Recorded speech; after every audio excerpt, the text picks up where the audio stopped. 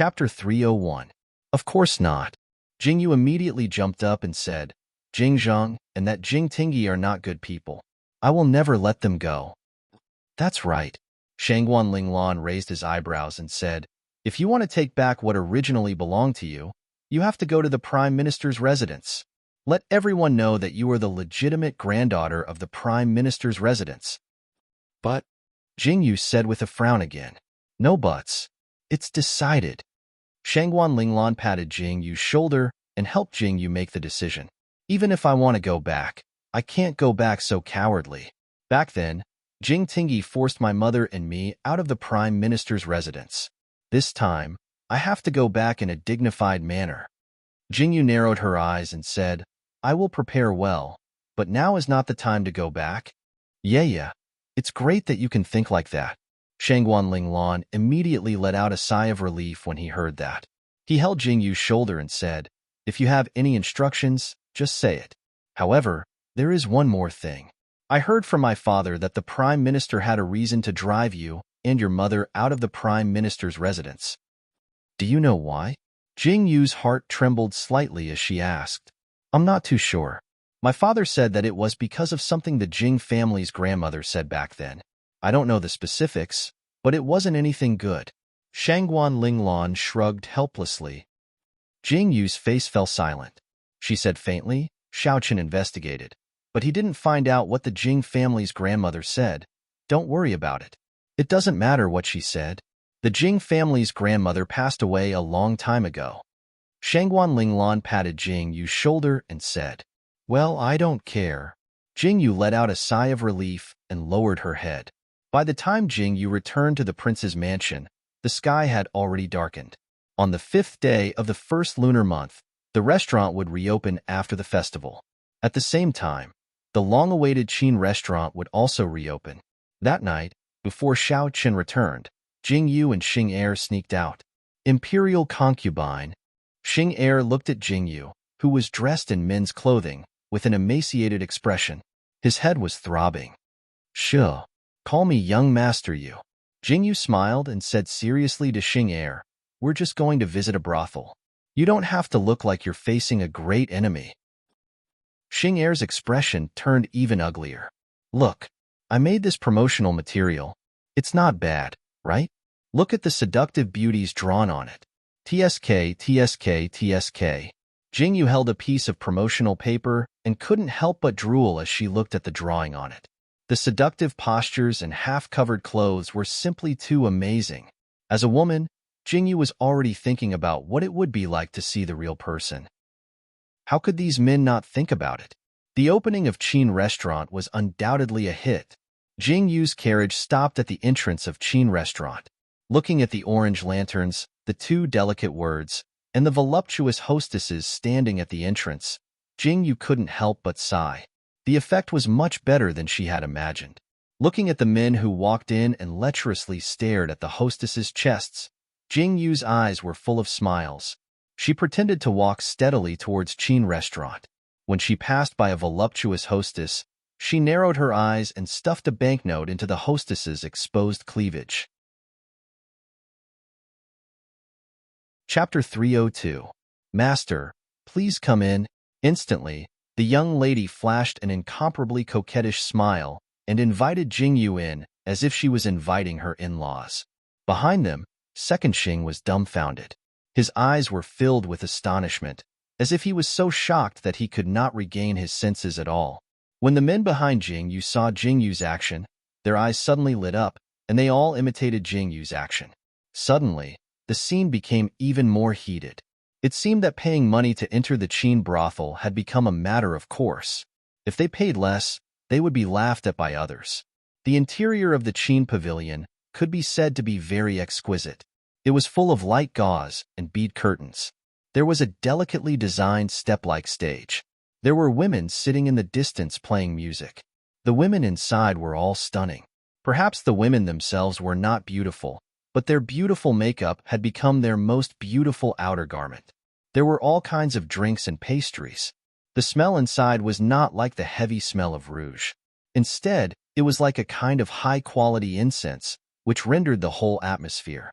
The colorful lights, if one looked carefully, were actually colorful lanterns. The effect of the stage was even more amazing. The second floor was the VIP seating area. Behind it was the private room. It was located in the corner with the best view. Jingyu had reserved a room for herself. She had specially thickened the wall so that if anything happened, it would not disturb her. Xing'er, what do you think of this place? Jingyu stood in the middle of the main hall. Like everyone else, she was sizing up the decorations that she had never seen before. The women were not coquettish or flirtatious. Their conversations were humorous and witty. The women dancing on the stage were hot and sexy, but they had their own unique charm. Imperial, Master, this place is not yours. Xing'er's eyes were full of astonishment. He did not expect to see the transformation of this inconspicuous place again. Looking at it now, it was completely different from the first time he saw it. Someone had already seen Jingyu's arrival. After standing for a while, they saw Lu Man, who was dressed in a colorful robe, twisting her soft waist and walking towards Jingyu. Boss, you're here. Lu Man bowed shyly. Not bad. The opening ceremony can begin. Jingyu nodded with satisfaction and turned to walk to the second floor. When Lu Man heard Jingyu's praise, her eyes were full of smiles. She waved her hand and signaled two maids to follow Jingyu upstairs. On the second floor, Jingyu was reclining on the soft chair with a smile and talking to Xing'er. Suddenly, she saw the two people coming up the stairs and her eyes immediately widened.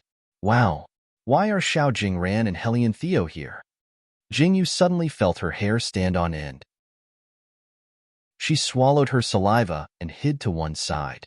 She raised her hand and pulled down the curtain on one side to cover Jingyu's head. She then grabbed a fur coat to cover her body. Go and find me a mask. Jingyu waved to the maid behind her and said, Yes. The maidservant bowed in acknowledgement and walked around. Jingyu looked through the bamboo curtain and saw Hellion Theo and Xiao Jingran talking indifferently as they walked towards her. Her heart was full of fear and she kept saying, Don't walk to the seat next to me. However, they only had 2 seats left. Chapter 303. When Jingyu saw the 2 people walking over, she immediately turned her head and raised her hand to cover the side of her face. Fortunately, the bamboo curtain blocked the 2 people's sight. Moreover, the 2 people didn't seem to realize that the person sitting next to them was Jingyu and thought that it was someone else. Young master, the mask you wanted. The maid came back with 2 masks. The masks were very exquisite. Jingyu raised her hand and quickly put them on. She turned to look at Xing'er and anxiously asked him to put them on as well. Only then did she feel a little relieved. Not long after Jingyu put on the mask, the opening ceremony officially began. Lu Man stood in the center of the stage and said some inspiring words to raise the atmosphere of the entire venue to the highest point. Only then did she step down from the stage and give the stage to the girls who had been preparing for a long time. In the center of the hall, countless maids swayed their slender waists and walked around, serving today's drinks and fruits to the guests. Among the crowd in the hall, Jingyu had already arranged her own people. Every time a maid served her fruits, they would invite her to drink and take advantage of her. After that, they would casually throw out money to win the beauty's smile. Jingyu had to admit that this kind of chain reaction was really not a joke. As long as they were willing, they could even bring them out of the Qin Tower and get a room outside. The Qin Tower didn't have the slightest rules. However, if the girl was unwilling and you dared to force yourself on her, those men standing on the pillars wearing black clothes and wearing bulky bodies wouldn't just stand there to look good. A gentle tune entered the ears and ignited the noise in the Qin Tower. Jingyu nodded with satisfaction as she ate the snacks and watched the movements below. Lu Man stood below for a while and then walked up to the second floor. Many people saw the figures of Hellion Theo and Xiao Jingran. At this moment, when they saw Lu Man walking up, they definitely thought that Lu Man was walking towards the 2 distinguished guests who came to Jingyu today. Hellion Theo and Xiao Jingran also thought so. When they saw Lu Man walking up, they had already prepared themselves. However, Lu Man didn't even look at them and directly walked past them towards Jingyu. Jingyu also noticed the strange atmosphere. Seeing Lu Man walking over, the corners of her mouth twitched. This was going to be troublesome. Miss Lu Man, This Qin Lu is truly pleasing to the eye. Jingyu almost pinched her throat and said this in order not to let Lu Man speak first and expose her identity. Lu Man obviously also found that Jingyu was hiding her identity. This servant is very happy to receive young Master Yu's praise. Lu Man bowed slightly towards Jingyu and smiled bashfully. I see that Miss Lu Man is very busy, so there's no need for you to come here. Jingyu continued. Thank you for your understanding, young master. If there's anything wrong with my hospitality, please forgive me. Lu Man bowed and smiled. Jingyu waved her hand and said that she didn't know how to do it. After exchanging a few pleasantries, Lu Man turned around and walked to Helian Xiao and Xiao Jingran's seats to propose a toast. Helian Theo and Xiao Jingran looked curiously at Jingyu, who was hidden behind the bamboo curtain. They frowned and wanted to find out more from Lu Man. However, Lu Man was very good at talking. After a few words, she glossed over the matter and took the opportunity to let Helian Theo and Xiao Jingran drink a few more cups of wine before leaving. Young master, may I know your name? Xiao Jingran was the first to stand up and walk towards Jingyu. He looked at Jingyu's face that was covered by a large mask in confusion. Ahem. Jingyu coughed and didn't speak. Xing Er timely said, My young master's throat is not well, so he can't answer your questions. Chapter 304. My young master has a sore throat, so he can't answer your questions. Oh, I see. Sorry to disturb you. Xiao Jingran retracted his gaze and didn't take it to heart. He was the Tokyo's second prince, so he was just trying to make friends with him. However, since Jingyu had no intention of making friends with him, Xiao Jingran naturally wouldn't be so thick-skinned as to approach her. However, Helian Theo was different. He narrowed his eyes as he sized up Jingyu's figure wrapped in a fur coat. Then, his gaze fell on the slender hand holding the teacup, and a deep look flashed across his eyes. Jingyu felt goosebumps all over her body as Helian Theo's probing gaze landed on her. I just heard her call you. Young Master Yu? The corners of Helian Xiao's mouth curled into a smile. He actually sat down on the empty seat beside Jingyu in such a brazen manner. Cough, cough. Jingyu couldn't stop coughing to cover herself. I'm sorry, young master, but someone else is sitting here, Xing Er said indifferently. Someone else? Who? The 9 emperors? Helian Theo narrowed his eyes playfully. Jingyu's eyes suddenly widened as she hurriedly approached Helian Theo and said, Shut up. Don't expose my identity. He. Young Master Yu, don't you think we should go inside and talk? Helian Theo glanced at Xiao Jingran, who was curiously looking over, and spoke to Jingyu indifferently. Jingyu glared fiercely at Helian Theo before she bowed and stood up. Then, she wrapped herself in a robe and entered the room. Helian Xiao, you're courting death. As soon as Jingyu entered the room, she pulled off the mask on her face and glared fiercely at Helian Xiao as she rebuked angrily. Little beauty, it really is you. Helian Theo looked at Jingyu with a faint smile in his eyes. He stepped forward elegantly, lifted Jingyu's chin and said, I'm guessing, the 9 emperors don't know you're here? Helian Theo, if you dare to tell anyone about what happened today, I won't let you off. Jingyu shook off Helian Theo's hand in disdain as she glared at Helian Theo and threatened him.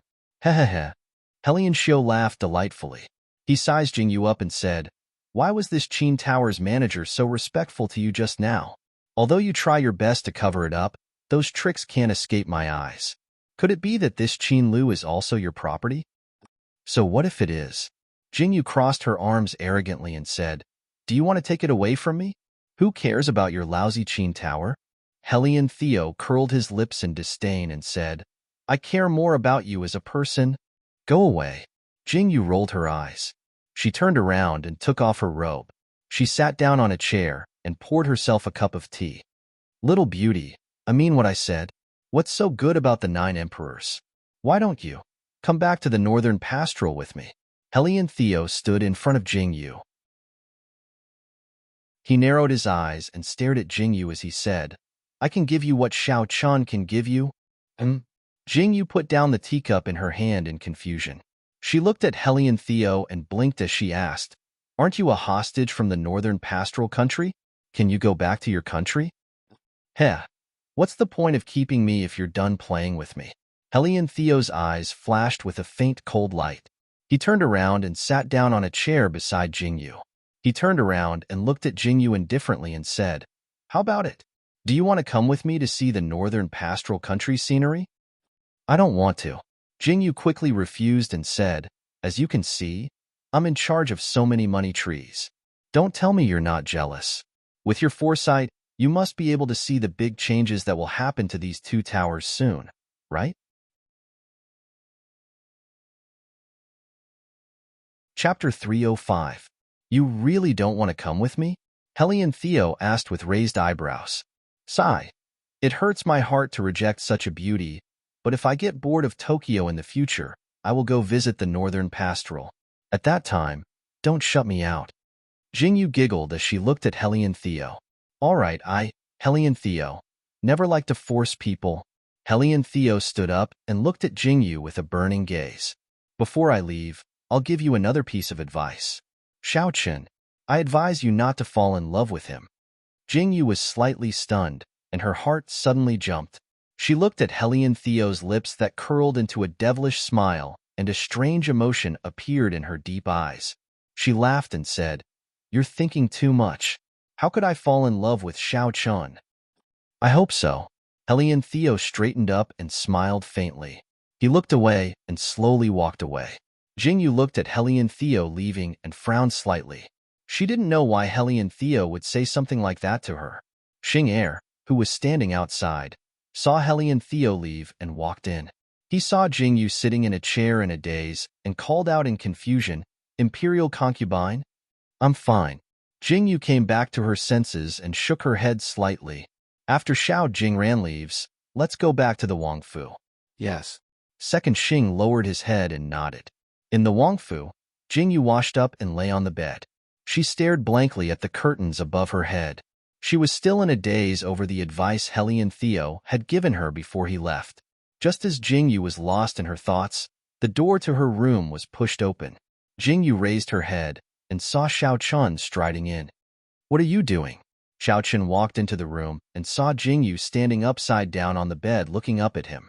He immediately frowned and asked, "I'm doing some exercise." Jingyu got off the bed and said breathlessly, "After the new year, I feel like I gained 5 pounds. Really?" Xiaoqun raised his eyebrows in amusement and said, "I think you're pretty good like this. It's even more comfortable to hug." After saying this, Xiaoqun walked closer and pulled Jingyu into his arms. Indeed, he could feel that Jingyu's a lot plumper. He narrowed his eyes and said, "You're 15 this year. Do you think I'm a pillow?" Jingyu pushed Xiaoqun away and said, "Yes, I'm 15. What do you want?" Jingyu looked at Xiaoqun vigilantly. "Nothing. I'm just reminding you." Xiaoqun raised his eyebrows slightly and sat down on the couch. He raised his hand and poured himself a cup of tea. "I'm going out in a few days and we'll be back in 3 or 4 days. I've already given you the deed to the manor. If you need anyone to move the soil, just look for Xing. I've already sent the instructions." Okay. Jingyu nodded vigorously and said, "I'll pick an auspicious day to start work. The blueprint is already half done. Do you want to come and take a look?" "Okay." Xiaoqun raised his eyebrows and nodded. Sure enough, the blueprint Jingyu drew shocked Xiaoqun once again. The unique design style surprised Xiaoqun. After listening to Jingyu's introduction, Xiaoqun could already see a unique manor that was about to be built. "Jingyu, how did you come up with this?"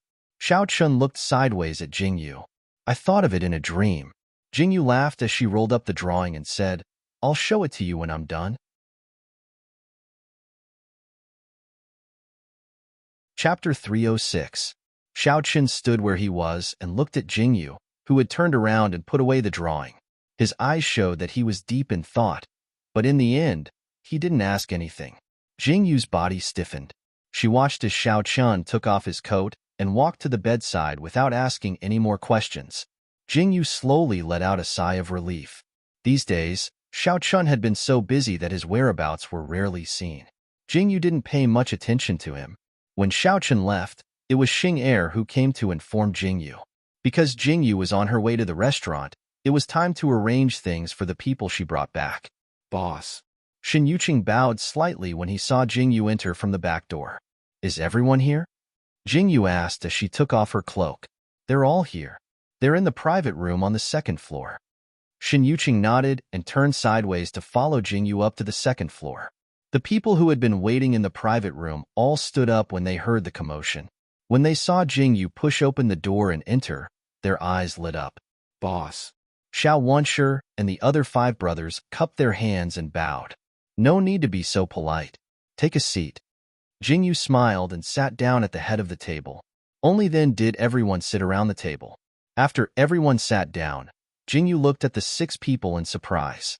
After changing their ragged clothes and washing up, the 6 people's faces were revealed. Everyone had a different temperament and image. Xiao Wanshi looked very steady and handsome without his beard.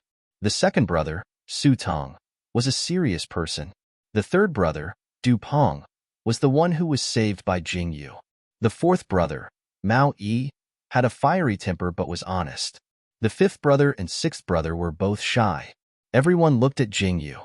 That's right, I almost couldn't recognize you after changing your clothes, Jingyu said with a smile. Hee. Everyone scratched their heads awkwardly when they heard this, as if they were very uncomfortable to suddenly wear such clothes. I won't beat around the bush. Naturally, there's a reason why I called you all here. Jingyu smiled and looked at everyone. When I came back, I said that I would let you all be my guards. However, my residence has just begun construction, so I'm afraid you all will have to wait a little longer. Then we? Xiao Wanshi was slightly taken aback. He looked at his brothers and blinked his eyes in confusion. As you can see, this Yuqianlai restaurant is my property.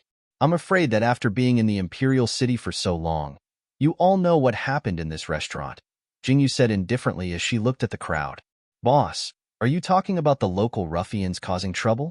The third brother, Du Peng, frowned slightly and said, That's right.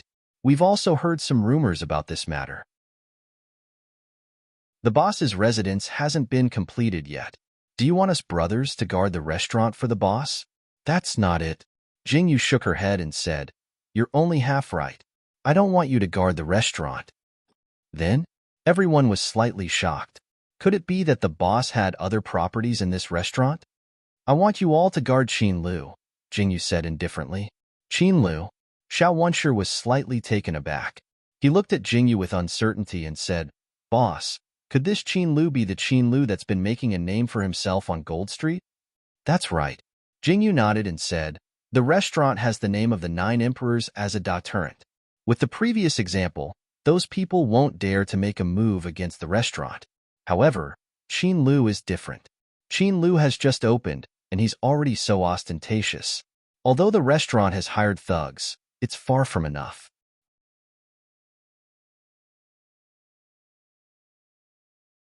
Chapter 307. Boss, that Qin brothel is also one of your businesses? The fourth brother, Mao Yi, grinned slightly and looked at Jingyu with uncertainty. Of course. Jingyu smiled at the crowd and said, There's no need to be so surprised. There's no written rule that says women can't open brothels. Haha, boss is really different from the rest. Maui lost his composure and laughed out loud. Instantly, several gazes glared at him. Maui coughed and quickly restrained himself. Qin brothel is a bit special. If you're willing to go, then go. If not, I won't force you. Jingyu looked at Mao Yi's actions and raised her eyebrows slightly. Boss invited us here. It's the same wherever we go. Xiao Wanshi waved his hand and said, We'll listen to boss's arrangements. Everyone agreed. Jingyu smiled. This Qin brothel was a place where good and bad people mixed together. If one wasn't careful, it could be a disaster. Compared to being a guard in an official's house, it wasn't a comfortable job. Jingyu heard everyone's agreement and let out a sigh of relief. She couldn't always guard the brothel. Now that there were 6 people guarding it, Jingyu didn't have to worry. She then led everyone to the brothel. When Lu Man saw Jingyu bring 6 people, she was shocked. Looking at the 6 people's backs and waists, and their eyes were filled with hostility. It was obvious that they were men who had seen blood before. Just by standing there casually, they had an oppressive aura, which really frightened the girls. When Jingyu said the purpose of the 6 people's visit, everyone's eyes lit up. Lu Man was still thinking about this matter a few days ago. Today, Jingyu brought them here. Lu Man, I've brought them here. Jingyu looked at Lu Man and smiled faintly. You can discuss the arrangements. They are friends, not subordinates. They respect me as boss and are on the same level as you. How you want to get along with them is up to you. Boss, don't worry. I understand. Lu Man obediently agreed. If there's anything you need me for, come find me at the Rich Come restaurant. Jingyu left after saying that. Lu Man was stunned. Only now did she know that this Chinlai restaurant was also Jingyu's business. She thought about the rumors from not too long ago. The 9th imperial concubine chosen by the 9th emperors should also be Jingyu, right? Her boss is Jingyu? The 9th imperial concubine chosen by the 9th emperors. Lu Man's eyes were filled with complex emotions. She then smiled in relief and turned to enter the house. Jingyu, on the other hand, leisurely made a detour back to the prince's mansion. The groundbreaking of the mansion was imminent. Jingyu had also finally finished drawing up the blueprints and had Second Xing arrange for someone to find a date to start work. There needs to be someone in charge of the construction. Otherwise, it really won't work. Jingyu thought about it and then called Xiao Wanshi to the restaurant. When Jingyu told Xiao Wanshi her idea, he was shocked. This was a big matter that involved supervising the excavation. He didn't think that Jingyu would let him take on the responsibility without any hesitation. How could he accept this? Boss, you can't do this. Xiao Wanshi hurriedly waved his hands. Jingyu gritted her teeth and turned to glare at Xiao Wanshi. It's too tiring to deal with people like you, boss. Xiao Wanshi's face was full of bitterness. Just tell me if you want to do it or not. You're a grown man, so shy. Jingyu glared and said, if you don't want to do it, then forget it. I'll find someone else. But boss, Xiao Wanshi hurriedly said, let me tell you, I don't like to drag my feet when doing things. Don't tell me that you're afraid of messing up something so important. Since I'm giving you this task, then it means that I'm sure you can do it well. So what if you mess it up? I'll just start over. How can there be so many twists and turns? So long-winded.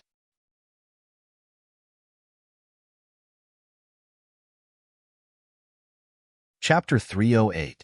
Jingyu's words filled Xiao Wanshi's heart with complex emotions. He suddenly stood up and knelt down in front of Jingyu, saying loudly, thank you, boss, for your generosity. This lowly one is willing to serve boss with all his might from now on. Get up. Jingyu stared at Xiao Wanshi uncomfortably and said, I've said this a long time ago. Don't kneel down in front of me. At first, I only helped you because of the benefits. Now, I treat you as my friends. If you still do this in the future, I'd rather spend a lot of money to hire someone else than have anything to do with you. Boss. Xiao Wanshi's heart was filled with gratitude.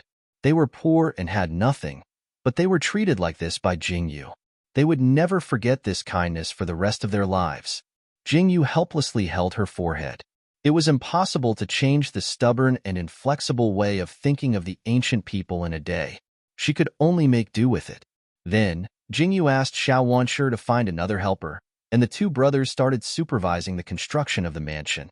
Xiao Wanshi and Du Peng were two people. Xiao Wanshi was a steady person, while Du Peng was a smooth talker. The two of them were a good combination. Jingyu took the blueprint and spent an entire day explaining it to the two of them. She made them understand it thoroughly, and then she gave them the money without holding back. This action shocked the two of them greatly. They looked at Jingyu's departing footsteps from afar, and their eyes were filled with gratitude. They couldn't calm down for a long time. Shen Yuqing walked up at the right time. Looking at the two of them, he sighed. Boss has always been like this.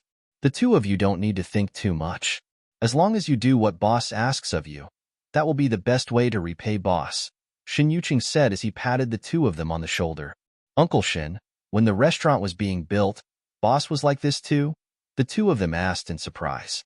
Ha ha ha, yes. Shen Yuqing nodded and said, at that time, my expression was the same as yours. I was thinking about how to repay boss. Now that I know, as long as we manage the restaurant well and make money, that will be the best way to repay boss. Boss is also very happy. Xiao Wanshi and Du Peng looked at each other, their eyes filled with determination. They quickly bowed to Shin Yuqing and said, "Us brothers have just arrived here, so there are still many things we don't know. We hope Uncle Shun can give us some pointers in the future." "No, no. We are all people of boss. Shun Yuqing. Of them, there were people to manage the construction of the mansion, so there was nothing to worry about with the restaurant, and Qin Lu Jingyu finally had some free time. Xiaochen left the residence for a few days and came back. The 15th day of the first lunar month was the Lantern Festival. The busiest Lantern Festival in the Imperial City had finally arrived. I wasn't able to be with you at the Begging Festival last time. Tonight is the Lantern Festival. Jingyu, if you dare to run around again. Xiaochen held Jingyu in his arms early in the morning. Hearing those threatening words, Jingyu trembled violently. "Yi, Ninth Master." Jingyu looked at Xiaochen with tears in her eyes and said, "Let's make it clear. I didn't want to do that last time. It was that crazy Hellion Theo who forced me." "Humph." Xiaochen narrowed his eyes and snorted in displeasure.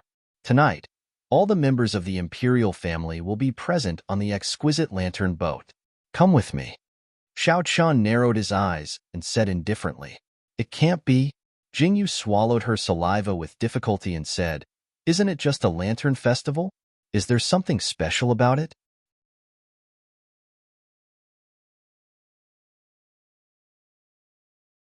Chapter 309.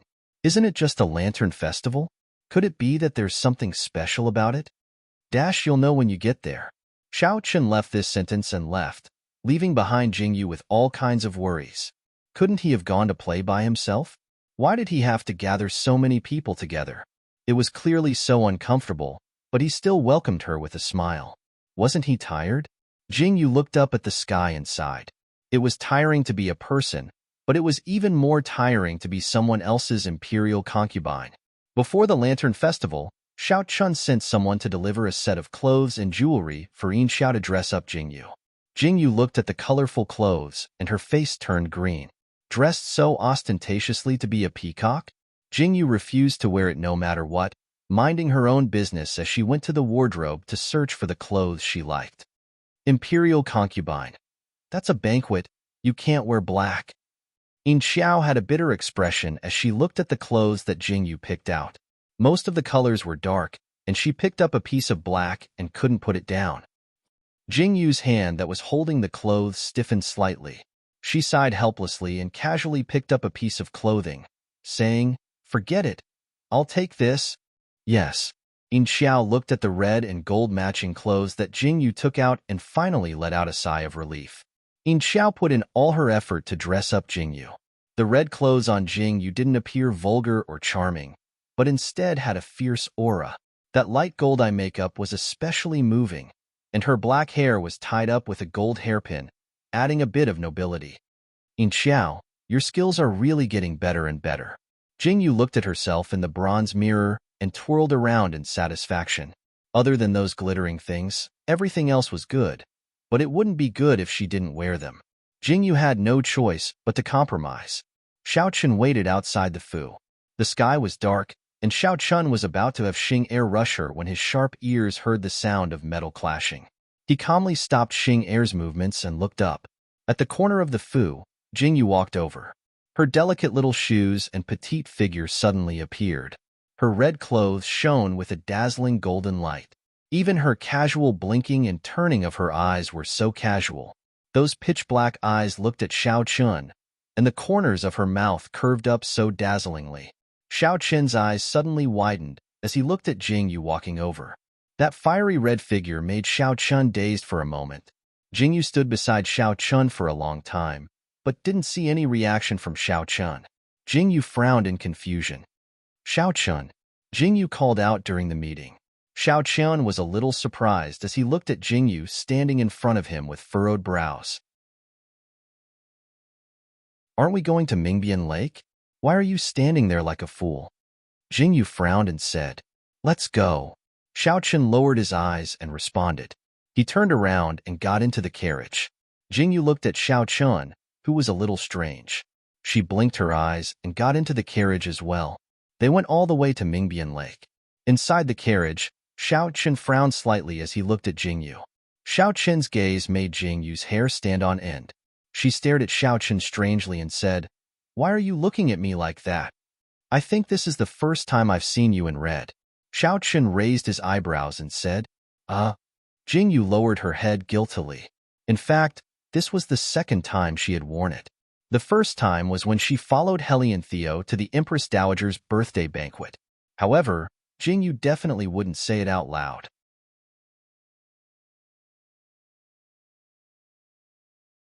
Chapter 310. Very beautiful, Xiao Qin lightly praised. Immediately, Jing Yu widened her eyes as if she had seen a ghost.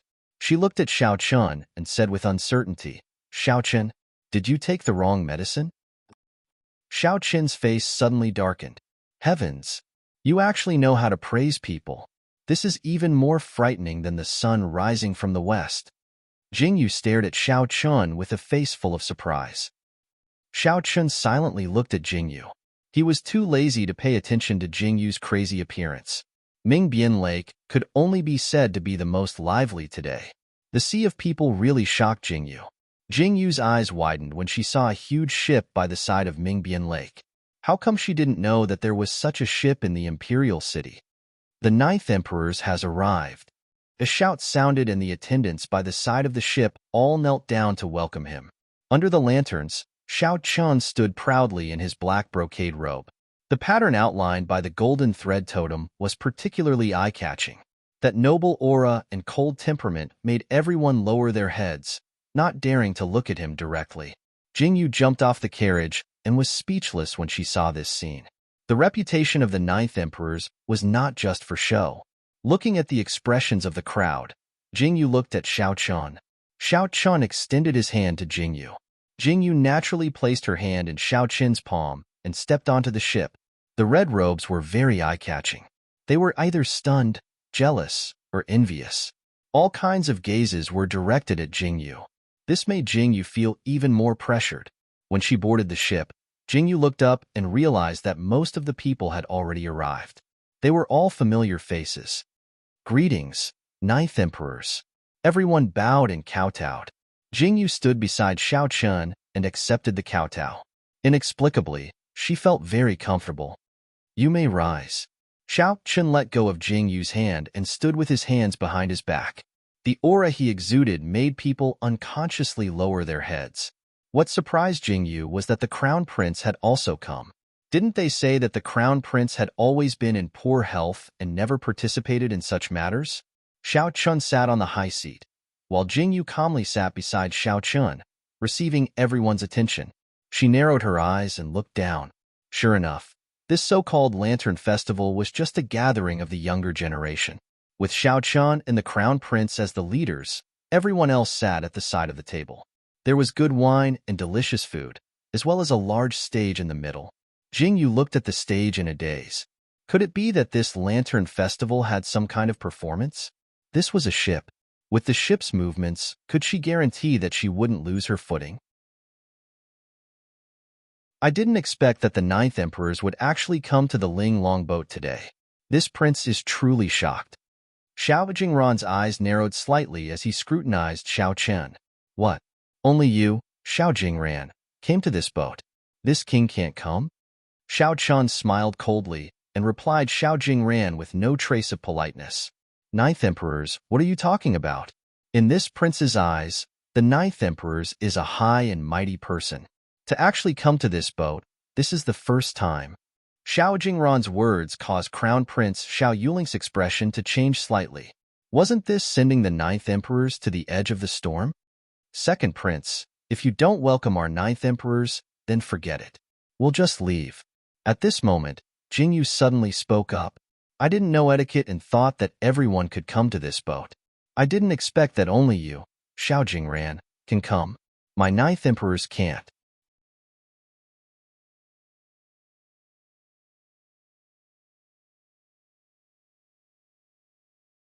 Chapter 311. What do you mean? Xiao Jingran's expression changed slightly as he looked coldly at Jing Yu. Whatever you mean, I mean it. Jing Yu ignored Xiao Jingran's gaze and raised her eyebrows nonchalantly as if she was just casually speaking. This made Xiao Jingran extremely angry.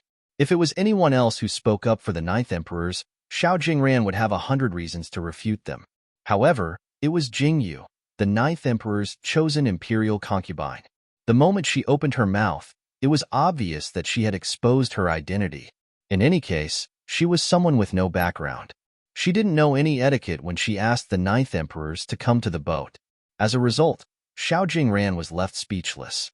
Ha ha ha, we're all a family. We're just gathering for the liveliness. Come, come, come, let me toast everyone. When the atmosphere was stiff, Crown Prince Xiao Yuling jumped out at the right time and broke the atmosphere with a single sentence. Everyone chimed in, and Xiao Jingran lowered his head with a gloomy expression. The banquet officially began. Everyone raised their cups and drank. However, the singing and dancing girls had a great background. Xiao Jingran proudly introduced them to everyone. The singing and dancing girls were all invited from the Qin brothel, and they were all heavenly beauties. Second Prince, aren't you exaggerating a little too much? Aren't you just saying that brothel girls can be heavenly beauties? When Jingyu heard Xiao Qin's introduction, her jaw almost dropped from shock. This Xiao Jingran actually invited the singing and dancing girls from the Qin brothel? Miss Jingyu, you don't know about this. It's strange that the Qin brothel has only been open for 10 days, but its reputation far surpasses that of other brothels. Not only are the girls in the Qin brothel all sentimental people, which one of them isn't proficient in the four arts? What's more, there are people who can live up to the 4 words civil and martial. A young master said excitedly. What? A brothel girl is proficient in the 4 arts? Proficient in zither, chess, calligraphy, and painting? Jing Yu's eyes widened in shock. That's natural. This lowly one didn't believe it at first, but after going there once, this lowly one discovered that this Qin Lu was really like this. They were able to casually talk about your essays and poems. They were able to talk about the heavens and the earth, and although they weren't a match for them in terms of martial arts, their sword dances and whips were definitely an eye-opener for you. That young master spoke as if he was enjoying himself. Himph, how can you be so self-righteous when you're just visiting a brothel? Princess Xiling, who was at the side, curled her lips in disdain. Princess Xiling, you'll know whether or not my words are true once you take a look. Men aren't the only ones who can enter the brothel, and not all women sell their bodies. Whether or not you sell your bodies depends on whether or not you're in love with each other and whether or not you're willing. If you use force, you'll end up with broken limbs and bones lying in the marketplace, the man said with disdain. I didn't expect there to be such a place in the imperial city. How strange. Jingyu was secretly laughing in her heart, but her expression was one of shock. She turned to Xiao Jingran and said, since that's the case, what is Second Prince waiting for? I'm sure everyone can't wait to see how beautiful the girls in the Qin brothel are. Xiao Jingran calmly raised his eyebrows. The sound of clapping rang out, and the originally bright lights around them suddenly went out. Everyone was shocked and turned their gazes to the stage. 2 pieces of red silk suddenly flew past, and the heavy sound of drums rang out, causing everyone's hearts to violently jump.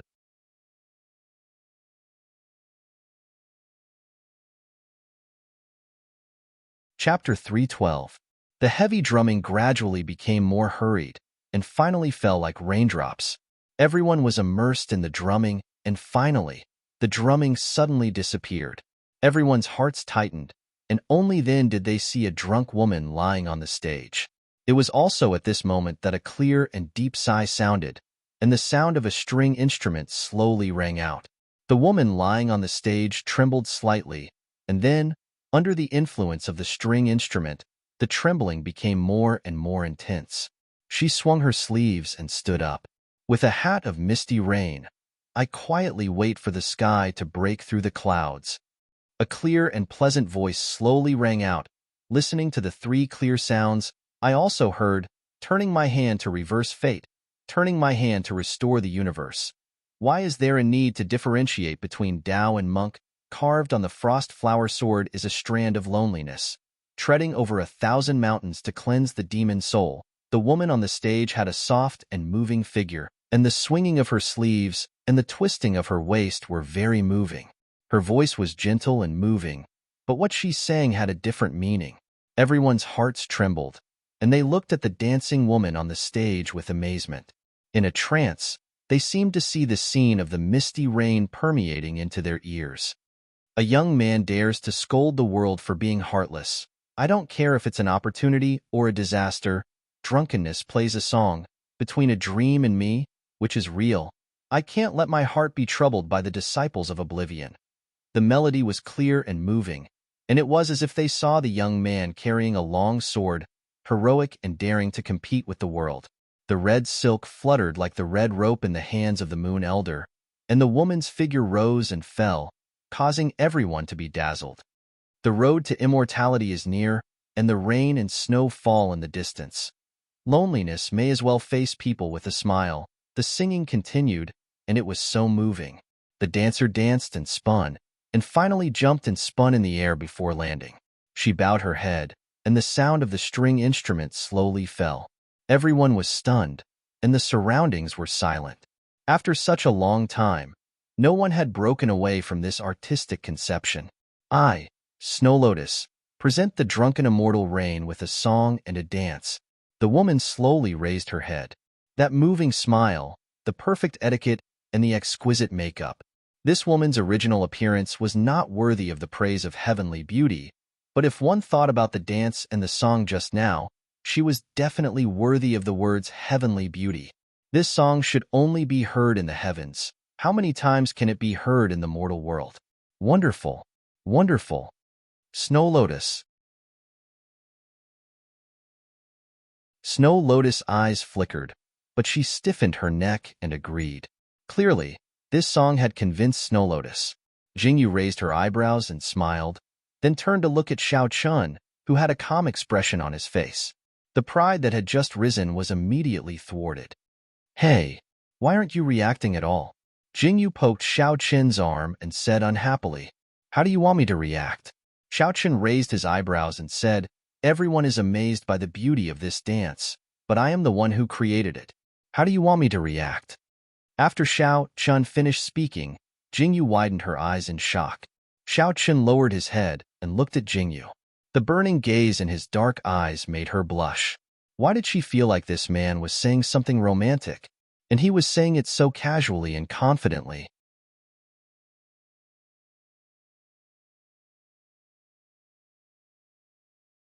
Chapter 313. Didn't you object to me opening a brothel? Jingyu pouted unhappily. Xiao Chun narrowed his eyes and said, I didn't say I didn't object. Huh. Jingyu was stunned. As long as you don't show your face at the brothel, I'll reluctantly allow you to manage it. Xiao Chun seemed to be reluctant. Jingyu's mouth twitched when she heard this. Xiao Chun was clearly showing off, but he was unbelievably arrogant. Ninth Emperors. Is the Ninth Emperors not participating in the Lantern Riddles competition? Just as Jingyu and Xiao Chun were talking, a familiar voice suddenly interrupted them. Xiao Chun frowned and looked up. Lantern Riddles? Jingyu blinked slightly and looked at the people below. Only then did she realize that after the dance ended and Xue Fu retreated, it was the first interesting event of the night. Guessing the Lantern Riddles, whether it was words or pictures on the riddles, whoever answered the most correctly would obtain the only exquisite lantern on this Ling Long ship today and also obtain the title of the most talented woman in the Imperial City. Last year, the person who won the title of the most talented woman in the Imperial City was Jing Yin from the Jing clan. This year, a new round began. Would Jing Yin be able to keep her title? Ninth Emperors, what do you think? The voice rang out again. Jingyu turned her head and saw Ning Shangyuan looking at Xiao Chen. She said, This lantern is the biggest lantern tonight. Which woman here doesn't want it? I wonder if the Ninth Emperors is willing to help this humble woman? The contestants of this lantern riddle competition were all women. Each woman could invite 3 men to help her. If one person answered incorrectly, they would be removed from the list and continue to answer the question. If everyone answered incorrectly, then the woman would answer the question herself. In the end, the winner or loser would be decided. Now, Ning Shangyuan already had 2 young masters helping her. Who would have thought that Ning Shangyuan would have this idea on Ninth Uncle? Hee. Before Xiao Chun could respond, Jingyu laughed and attracted everyone's attention. I wasn't interested in the lantern riddles at first, But now that I see Ning Xiangyun putting so much effort into it, I'm suddenly interested. Jingyu smiled faintly. She raised her head and smiled proudly. Tonight, Jingyu, will be taking this exquisite lantern. Jingyu, you sure talk big. It's hard to say who will get this lantern. Jingyu stood up and narrowed her eyes at Jingyu. I'm sorry, Miss Jingyan. I'm afraid your title as the most talented woman in the Imperial City will have to be given to someone else. This lady will generously take it all. Jingyu's words could be said to be extremely arrogant. Although others could see that Jingyu was targeting Ning Xiangyuan and Jingyin, they didn't feel good about it. The competition hadn't even started, and there was already a commotion. Shangguan Linglan showed his considerable ability to rally people. He actually managed to convince a large number of people to cheer for Jingyu. How could Jingyin and Ning Xiangyuan fall behind? In an instant, the two groups became very distinct. Jingyu and Shangguan Linglan led one group. Ning Xiangyuan and Jingyin teamed up to form another group. It was supposed to be a free-for-all competition, but now it had become two groups. Our people are all here. Jingyu, where are the young masters you called? Jingyu looked at the people behind her and turned to look at Jingyu mockingly. What are you being so arrogant for?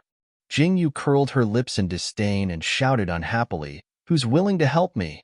After she shouted, the entire place fell silent.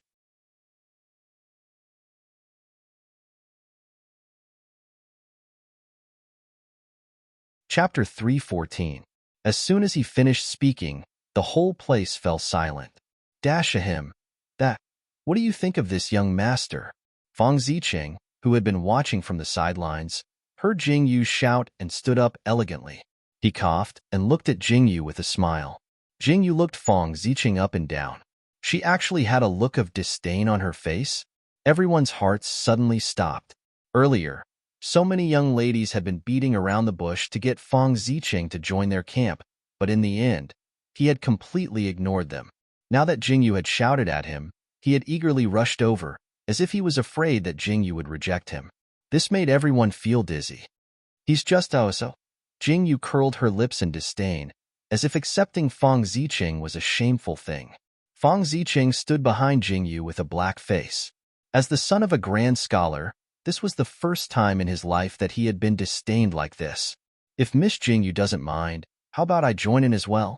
While everyone was still in a daze from Fang Ziqing, Jing Lang, who was sitting at the side, also slowly stood up and looked at Jingyu with a gentle gaze. Jing Lang's words frightened everyone. They all thought that they had misheard, or that Jing Lang had called her by the wrong name. Wasn't Jing Lang Jing Yan's older brother? Why had he run over to Jing Yu's camp? This wasn't right. Everyone turned to look at Jing Yan. Jing Yan's small face alternated between red and white.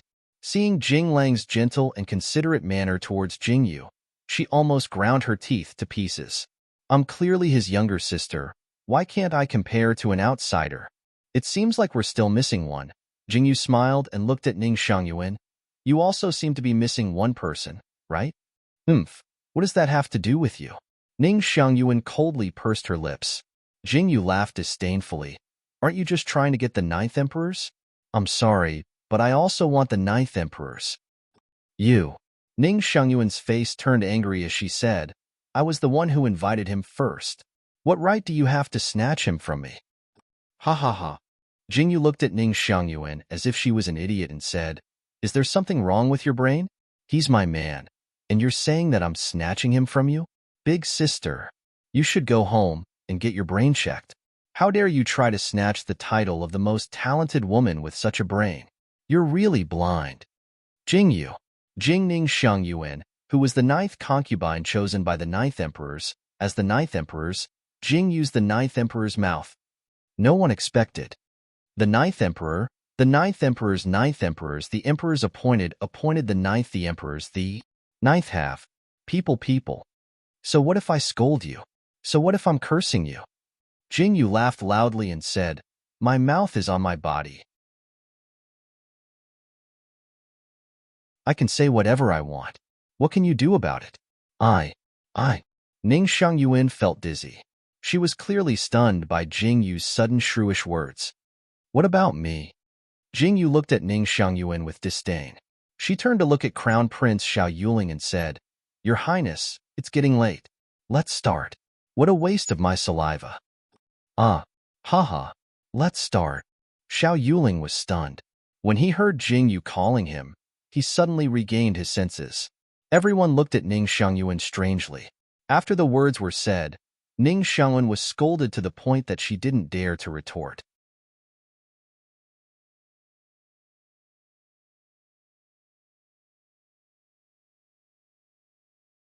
Chapter 315. After he finished speaking, Ning Xiangyuan was scolded to the point that she didn't dare to retort. Royal uncle, shouldn't you come down? Jingyu looked at Xiao Chen, who was still sitting on the high seat, with a fake smile and said in what she thought was a very gentle voice. Xiao Chen held his forehead helplessly. Under everyone's shocked gazes, he walked elegantly towards Jingyu. Everyone's eyes almost popped out of their sockets. Oh my god! When did the 9th emperors become so easy to talk to? Jingyu looked at the 3 people behind her and sighed helplessly. This made Xiao Yuling, who had just stood up to announce the start of the competition, turn his head in surprise. He asked politely, "Jingyu, why are you sighing?" It's nothing. I just feel like I'm being too much of a bully," Jingyu said quietly. Everyone burst into tears. "You still know you're being a bully? Since I'm already being a bully, why do we still need to compete with our strength? Crown Prince, why don't you just announce that I've won?" Jingyu raised her head and smiled at Xiao Yuling. Everyone vomited blood. "Is this how you compete? Is this how you bully people? You're too pretentious." Ha ha ha. Xiao Yuling laughed happily. "Jingyu, you're too humorous." I announced the start of the Lantern Riddles competition.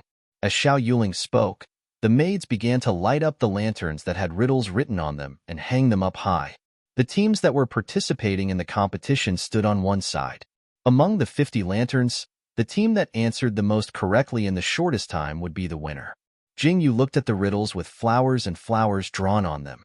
She grabbed Xiao Chen and Fang Ziqing and said, "I'll leave it all to you guys." Xiao Chen was silent.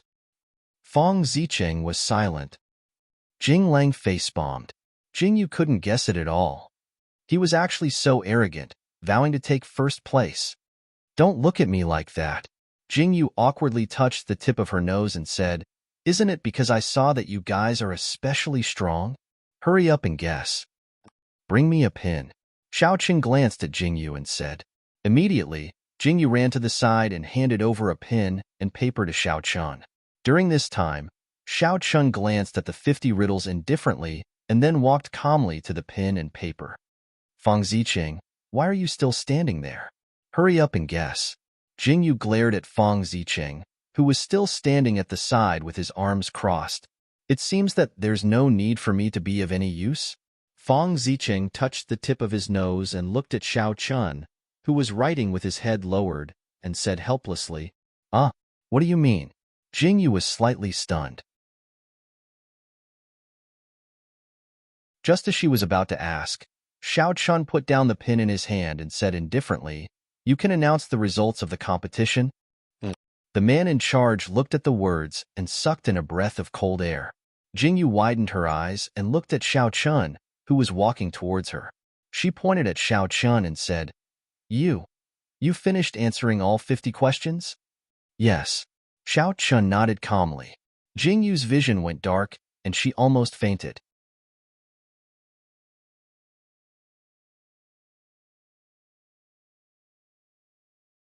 Chapter 316. Jingyu. Miss Jingyu wins. The steward held onto the words that Xiao Chen had just written and announced the result with a trembling body. Ning Xiangyuan and the others had just finished answering the 8th question, but Jingyu had already finished. Was there any meaning to this competition? Xiao Chen had single-handedly crushed all of them. Complete domination. "Xiao Chen, I suddenly realized that I really admire you." Jingyu's eyes sparkled as she looked at Xiao Chen and said, "Is he still human? He's practically a god." Xiao Chen's face darkened. Was there anyone who praised someone like that?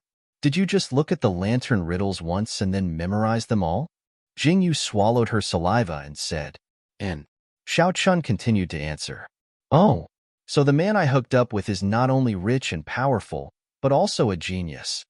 Jingyu almost laughed out loud in her heart. She looked at Ning Xiangyuan's resentful face, and her eyes were full of smiles. She looked at the steward who had brought over the exquisite lantern and walked in a circle in front of Ning Xiangyuan to show off. You can't even beat me for a lantern, and you still want to steal my man? Jingyu laughed disdainfully. She raised her chin and walked back to her seat with her chest puffed out. She deliberately placed the exquisite lantern on the table so that everyone could see it. Ning Xiangyuan and Jing Yu's faces were ashen. They listened to everyone who came forward to congratulate them, but Jing Yu kept saying that she was really sorry for stealing the exquisite lantern that Ning Xiangyuan had taken a fancy to. She also said that she was really sorry for stealing Jing Yan's title as the most talented woman. The two of them were so ashamed that they couldn't stay any longer. They found an excuse and hurriedly left the boat. Their hatred for Jing Yu was also increasing at a terrifying speed. Jing Yu originally wanted to give the two of them a warning so that they wouldn't provoke her again. However, she didn't expect that after this beating, not only did they not receive a warning, but they also felt a sense of resentment. If Jing Yu knew that this would cause such a huge commotion, then no matter what, she would destroy their reputations tonight and make them fear her forever. However, Jing Yu didn't know. The Lantern Festival thus came to an end.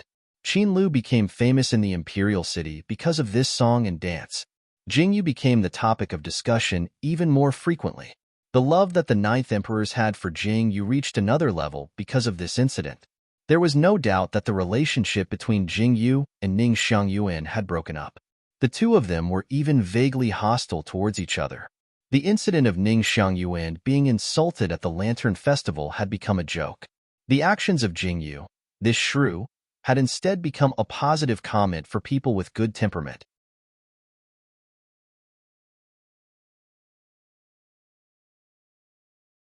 Jing Yu was nestled in the prince's residence.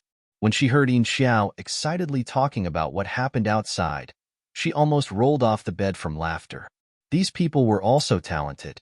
Her actions should have been criticized for not knowing etiquette. She didn't expect that she would be praised as someone with temperament. Yin Xiao, today is the 18th of the first month, right? Jing Yu raised her head to look at the clear sky outside and asked with a frown. Yes, Imperial concubine. Yin Xiao followed Jing Yu's gaze and looked over. However, she didn't see anything. She blinked her eyes in confusion and replied, "Oh." Jing Yu's eyes flashed slightly. She closed her eyes and lay on the soft bed. Today was just like usual. Yin Xiao tidied up the room and waited for Jing Yu's return. She didn't need to think to know that Jing Yu must have gone to the restaurant. When Xiao Qin returned, he saw that Yin Xiao was busy preparing the meal. He frowned slightly and asked, "Where is Imperial concubine?"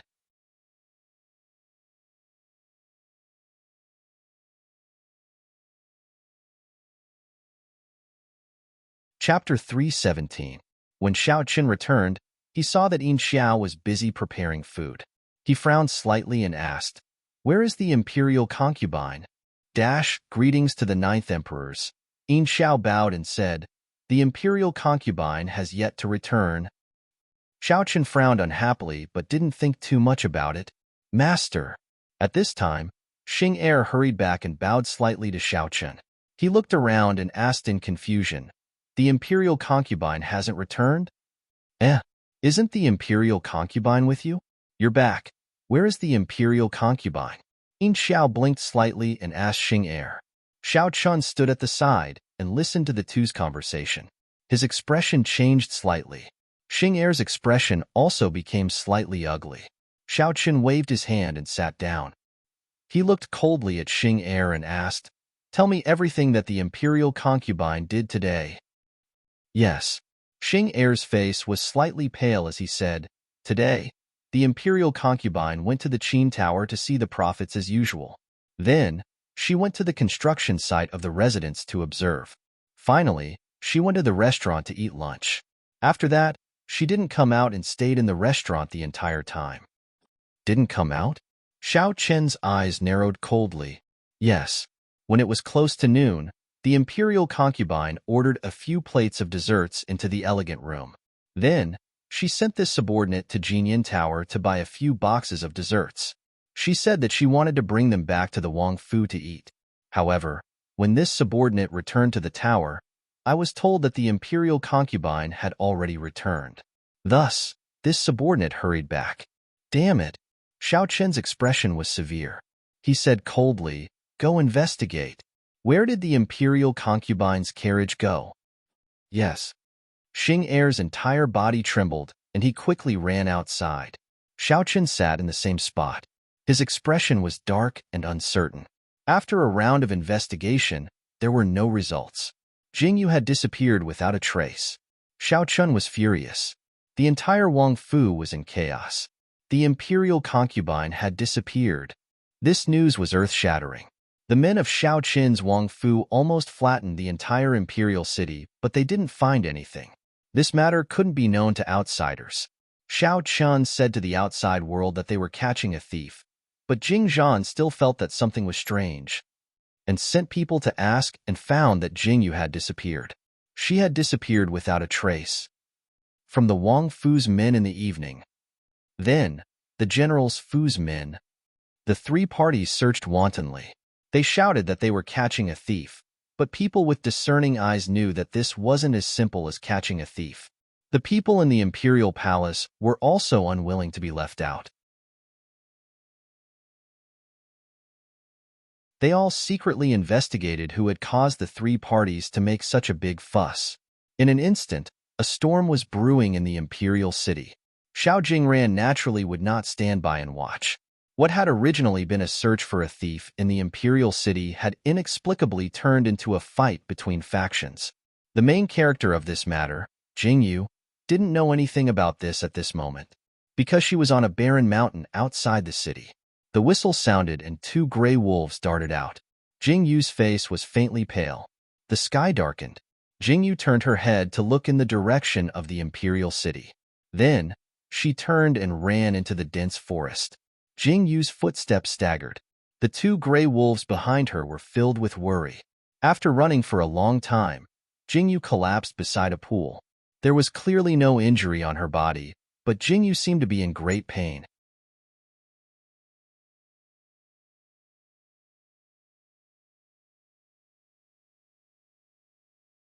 Chapter 318. Not again. Jingyu's face was deathly pale as she curled up on the grassy ground. Go, Garda. Jingyu's eyes were unfocused, and she couldn't even speak clearly. The two gray wolves darted far away, each guarding a different direction. Their green eyes shone with the light of a wild beast under the dark sky. At this moment, Jingyu didn't have the energy to think about anything else. The fiery heat in her body was rolling like magma that was about to explode. Her blood turned into magma and flowed from her heart to every corner of her body through her blood vessels. Ah, so hot. Jingyu roared and rolled around as if her entire body was on fire. She wanted to roll around to put out the fire, but it was to no avail. Ah! Roar! Jingyu's entire body tensed up and the veins on her tightly clenched fists bulged like balloons. She roared into the sky at the time when the sky was at its darkest. Her deep roar was like a shockwave that spread throughout the dense forest. Jingyu's pitch-black eyes instantly turned dark green. The dark green color became darker and darker. The two gray wolves, Silver Arrow and Silver Wind, who were guarding Jingyu, whimpered and cowered when they heard her roar. They retreated bit by bit and lowered their heads, their eyes filled with fear. Ah!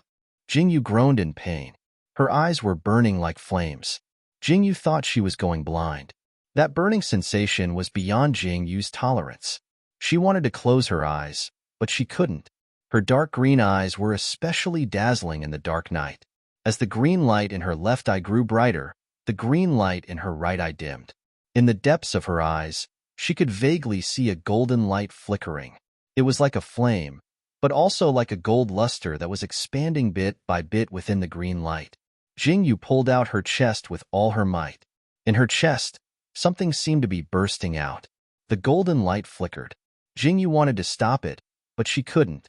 She curled up on the ground, and the boiling heat in her body almost swallowed up her consciousness. In her blurry state, she seemed to see the rippling water surface. Without thinking, Jingyu rolled on the ground and fell into the lake with a splash. It was a small pool, but it was very deep. Jingyu struggled in the water, hoping that the burning sensation would lower her body temperature. The moment she entered, it did have some effect. It allowed Jingyu's consciousness to recover a little. But moments later, she didn't know if it was an illusion, but she seemed to feel that the pool water was boiling. Jingyu lowered her head and looked at herself in the lake. In the ripples of the water, the pair of green and gold eyes alternated between dim and gorgeous. Ah! Just as Jingyu was in a daze, a strange force suddenly rushed into Jingyu's brain from her chest. A piercing pain that she had never felt before spread out.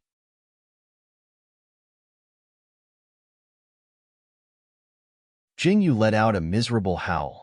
Her green and golden eyes were unprecedentedly brilliant at this moment. That dazzling light seemed to cover everything. Jingyu's mind went blank. Her body swayed and fell into the pool without any strength. Her petite body sank into the water. Her green and golden eyes reflected a strange color in the ripples of the water. Her green eyes were as cold as a wolf's, and her golden eyes were as wild and passionate as a lion's.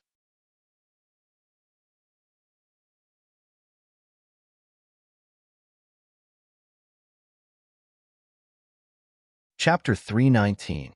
The green was as cold and aloof as a wolf, and the gold was as wild and passionate as a lion.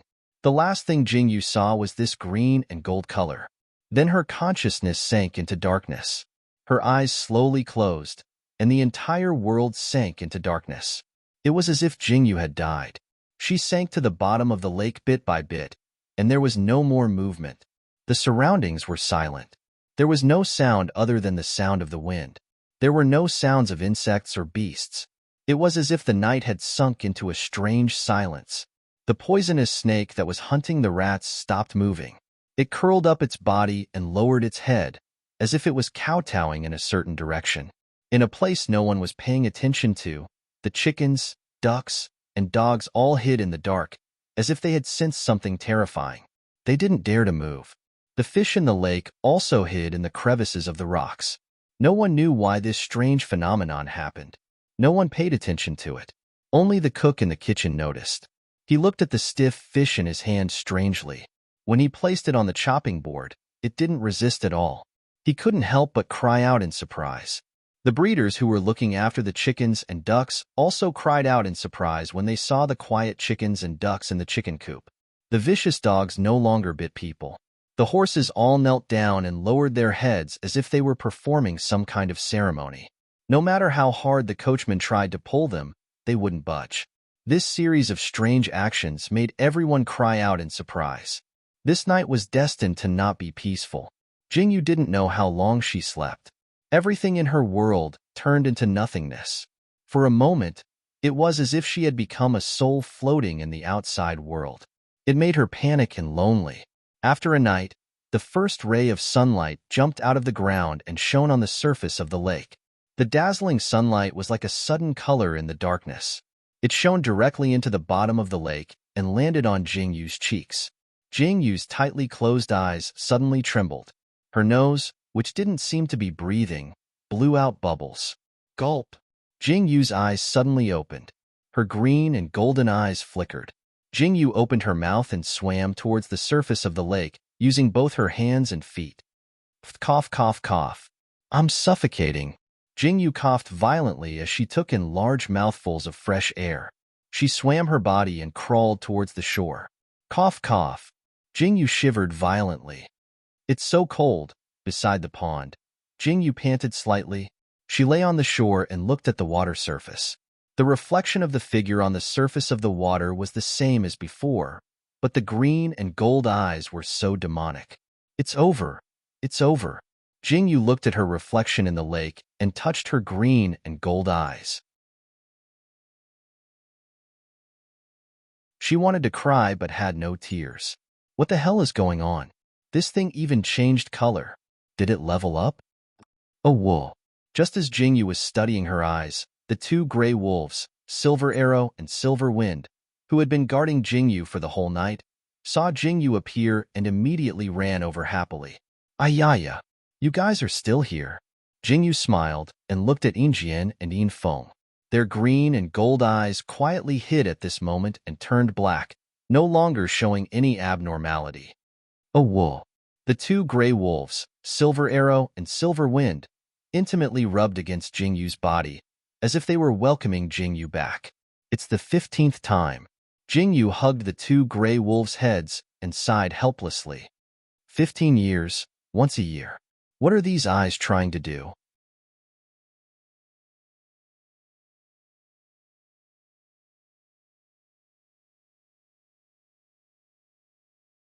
Chapter 320. Jingyu's eyes were filled with confusion. Ever since she was born in this world, she didn't know that her body was different. However, her eyes were the most special part of Jingyu's body. Every year, from the 18th to the 20th of the first month, Jingyu's eyes would feel a burning pain and her entire body would feel as if it was on fire. At first, her eyes were a faint green. As time passed, the green color of her eyes became darker and darker. Last night, when Jingyu suffered the greatest pain, one of her green eyes turned green and the other gold. Jingyu was very frightened at the beginning. She thought that she was some kind of monster.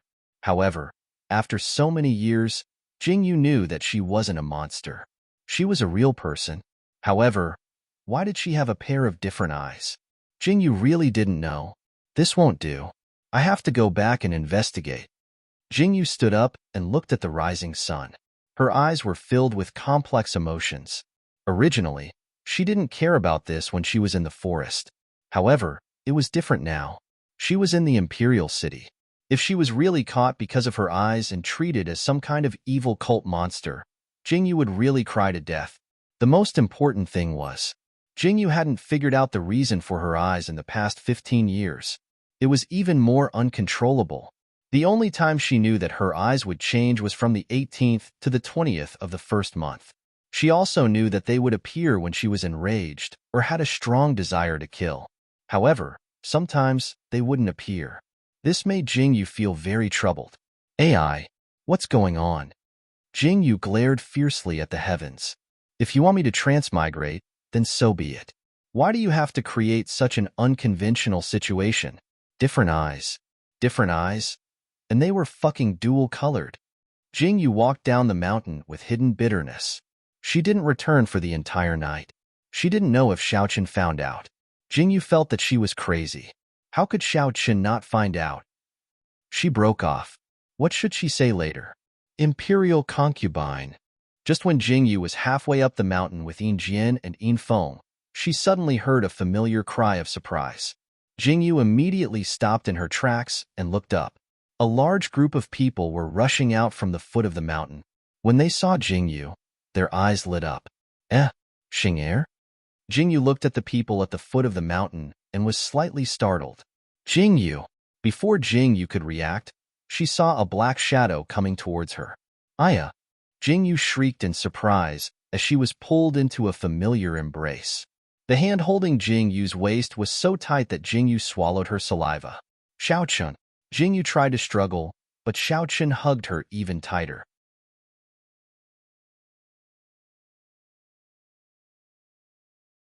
If you don't let go, I'll suffocate to death. Jingyu's face flushed red. How could her small body withstand Xiaoqin's strength? Xiaoqin slowly let go of his hand.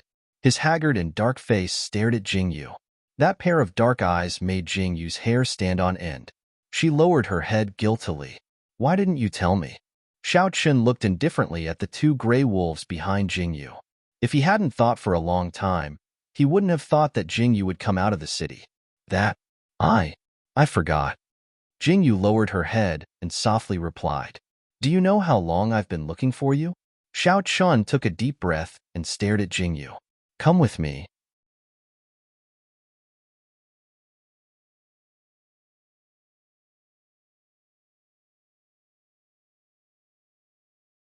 Chapter 321. Oh! Jingyu stuck out her tongue and silently followed Xiaoqin down the mountain. Seeing Jingyu return, everyone let out a sigh of relief. After an entire night of searching, they finally found the Imperial concubine. It was great that they didn't have to endure the pressure of the 9th emperors. The ninth emperor's men quickly retreated from various places. It wasn't until everyone had left that the imperial city gradually returned to its usual liveliness. Jing Yu was found.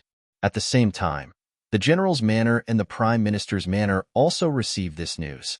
In an instant, the tense atmosphere in the imperial city vanished like smoke in thin air.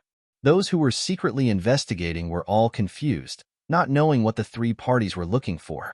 Just as Jing Yu was thinking, there was finally movement in the imperial palace. Emperor Xiaoyi announced to the world that he was holding a selection ceremony for the harem. In an instant, everyone was excited. Women from all over the world were transported into the imperial city to participate in the selection. These women had already been selected in other cities. This time, they were entering the imperial palace as the final test to meet the emperor. Entering the imperial palace and staying in Chuxiu Palace, if the emperor took a fancy to them, they would really become phoenixes. This Xiao Ye's luck is really not ordinary. Jing Yu clicked her tongue and said, "The harem of 3,000 beauties is indeed not empty words. Look at the women entering the capital. Which one of them isn't a heavenly beauty?" "You want to see?" Xiao Chun was originally reading a book. When he saw Jing Yu's face flushed red with excitement, he frowned slightly and asked, "Didn't I go to the restaurant today? I just happened to see those harem girls entering the imperial palace through the window. Then I saw them." Jing Yu smiled as she moved closer to Xiao Qian and said, "With so many beautiful women entering the imperial palace, do you think your imperial brother can handle it?" Xiao Qian's face darkened. He stared at Jing Yu and said, "Is this something you need to worry about?" "Ahem. I was just asking." Jing Yu coughed and lowered her head. Xiao Qian glared at Jing Yu and continued to look at the book as he said, "I went to the palace today to ask for an imperial edict from His Majesty." "Imperial edict? What imperial edict?" Jing Yu was slightly taken aback and asked in confusion, "You'll know after a while." The corners of Xiao Qian's mouth curled up slightly, but he did not answer. His mysterious look directly aroused Jing Yu's curiosity. She was full of doubts. She stared at Xiao Chun and kept asking. However, if Xiao Chun did not want to say, how could Jing Yu ask? "You still haven't told me why you left Xing'er behind and went to the mountains outside the city to look for Silver Arrow and Silver Wind."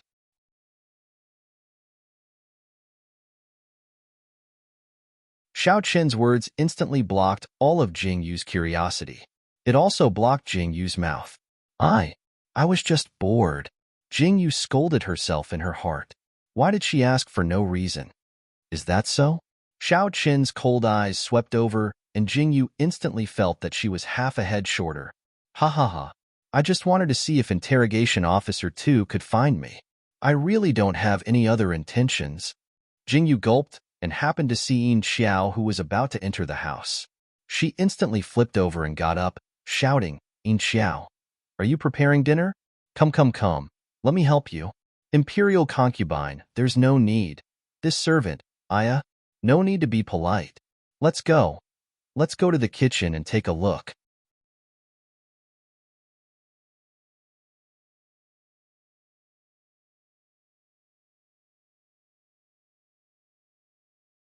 Chapter 322.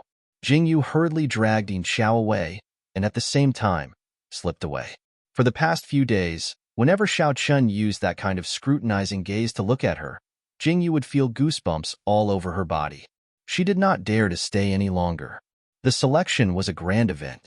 Girls without any background would follow the eunuchs to wait on the left side of the palace gates, while the children of officials with backgrounds would be on the right side. Both groups were waiting outside the palace gates. They wore white veils and bamboo hats to cover their faces. In the group on the right side, a young girl slowly turned her head to look behind her. She lifted her veil and revealed her face. That delicate and gentle face belonged to none other than Ning Xiangyuan. Once she entered the palace gates, she finally stepped onto this path. "Jing Yu, you forced me into such a bitter situation." Ning Xiangyuan's eyes flashed with hatred, grief, and viciousness. In the end, she lowered the veil on her face sadly. The eunuch's shout sounded, and Ning Xiangyuan walked towards the palace gates with trembling steps. She should not have had such a fate, but she was forced onto this path. All of this was because of Jing Yu. Ning Xiangyuan's eyes were filled with hatred, and tears fell from her red eyes. In her last struggle, she put down all her dignity and pride to beg Xiao Chun, but she did not even get to see Xiao Chen's face. She was rejected and cursed at outside the door. Why can you be treated gently by the 9 emperors, but I can't? I can't accept this. How can I not compare to you? Family background, appearance, I'm better than you in every aspect. My talents are even better than yours. Ning Xiangyuan clenched her fists tightly, and the resentment in her heart could not dissipate. Since you forced me like this, how can I let you be at ease? The palace is full of intrigue, and I may not be willing to give in. Since I've entered, I'll climb up. Jingyu one day, I'll make you regret your actions. The two groups majestically walked through the gates of the imperial palace. The majestic vermilion gates also slowly closed after everyone had entered, putting an end to all the gazes from the outside world. It also cut off their chances of leaving the imperial palace. From now on, they were the people of the imperial palace. Perhaps they would gain the emperor's favor and live a life of luxury. Perhaps they would be plotted against by their sisters and die in the palace. Perhaps they would never be able to see the emperor and die of old age in the palace. However, they would never have the slightest chance to step out of the palace. In this life, they would be the people of the palace, the emperor's people. Jingyu didn't seem to have anything to do with Ningxiang. It was only after Shangguan Linglan and Lu Miaoqiu told her that Jingyu knew that Ning Xiangyuan had really entered the palace.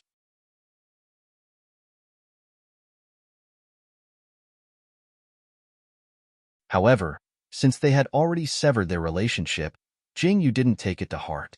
The construction of the residence was in full swing. On the other side, Xin Yuqing and Lu Man came with good news. Jingyu had ingeniously changed everyone's clothes. The young ladies and madams asked where the clothes were made more and more frequently. Jingyu knew that now was the time to continue developing. She immediately ran to the shop on the street to negotiate with the shop owner. This in Ichang Court wasn't a famous tailor shop. The first time Jingyu found this shop, she had accidentally entered. The clothes she made were naturally the clothes worn by the waitresses in the restaurant. In order to prevent the shop owner from leaking the secret, she had deliberately used the name of the 9 emperors to pressure him. Therefore, this time, Jingyu came to negotiate with him again without any pressure. Jingyu's original intention was to cooperate with the shop owner. Who would have thought that the shop owner would directly invite Jingyu to become a shareholder without any hesitation and would be willing to work under Jingyu?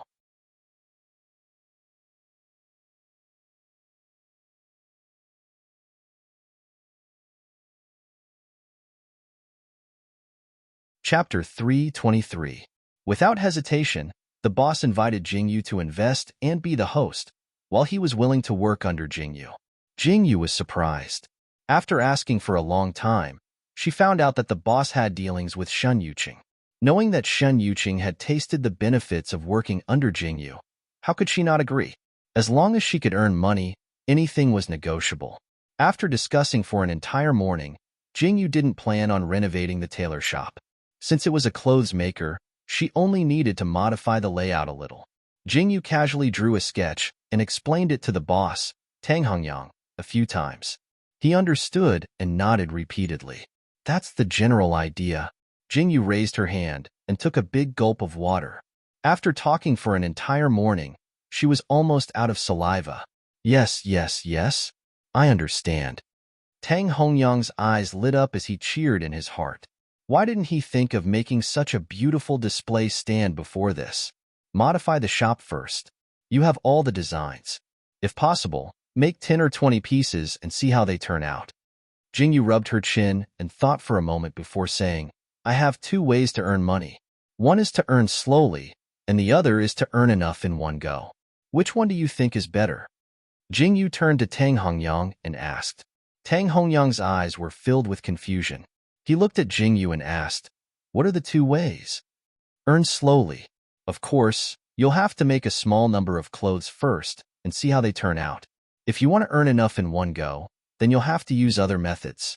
Jingyu grinned and said calmly, for example, you can invite the girls from Qinlu to hold a publicity event and let them wear your clothes to show off to others. That way, you can attract attention. Boss can invite the girls from Qinlu? Tang Hongyang's eyes lit up. Of course. Jing Yu nodded. Tang Hongyang replied, since we're going to earn money, of course we have to earn a lot. Boss, please work hard. Hee. If you want to make a lot of money, you can't be careless. Jing Yu rubbed her chin and said, close the shop for the next few days. Make 3 or 4 of these designs, and I'll give you the rest in 3 days. We'll discuss the specific plans then. First, clean up the shop. Yes, I understand. Tang Hongyang nodded. When Jing Yu came out of the store, she was so hungry that her chest was sticking to her back. After returning to the prince's residence, she ate a big meal and was finally satisfied. When she walked into her room, she saw a bright yellow object on the table.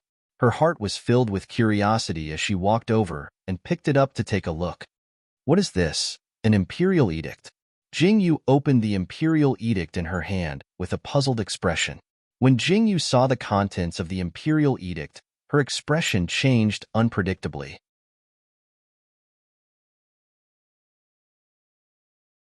Her eyes widened, and she slammed her hand on the table and shouted angrily, Xiao Chun, you bastard! Ah! Jing Yu rushed to Xiao Chen's study. Yin Xiao watched in shock as Jing Yu rushed out. Xing Yi, who was standing guard outside the study, didn't even have the chance to ask what was going on. He saw Jing Yu kick open the door to Xiao Chen's study. Xiao Chun, get out here. Jing Yu was on the verge of exploding with rage. Xiao Chen's hand, which was writing, trembled and the ink stained the paper black. Xiao Chen frowned as he watched Jing Yu walk in angrily. His eyes were filled with displeasure.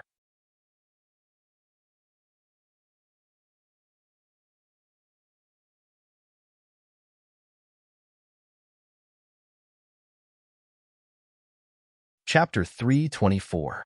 Explain to me what's going on with this thing.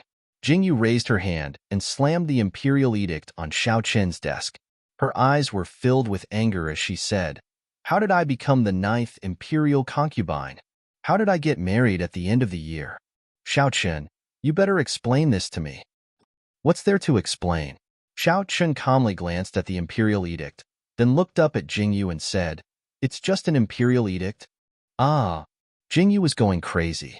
She stared at Xiao Chen and said loudly, Just an imperial edict? You sold me off so cheaply? Get married at the end of the year? Lord Jiu, I'm only 15. Go tell the emperor. I won't marry him. Xiao Chen was silent for a moment, then said calmly, It's too late. The imperial edict has already been announced to the world.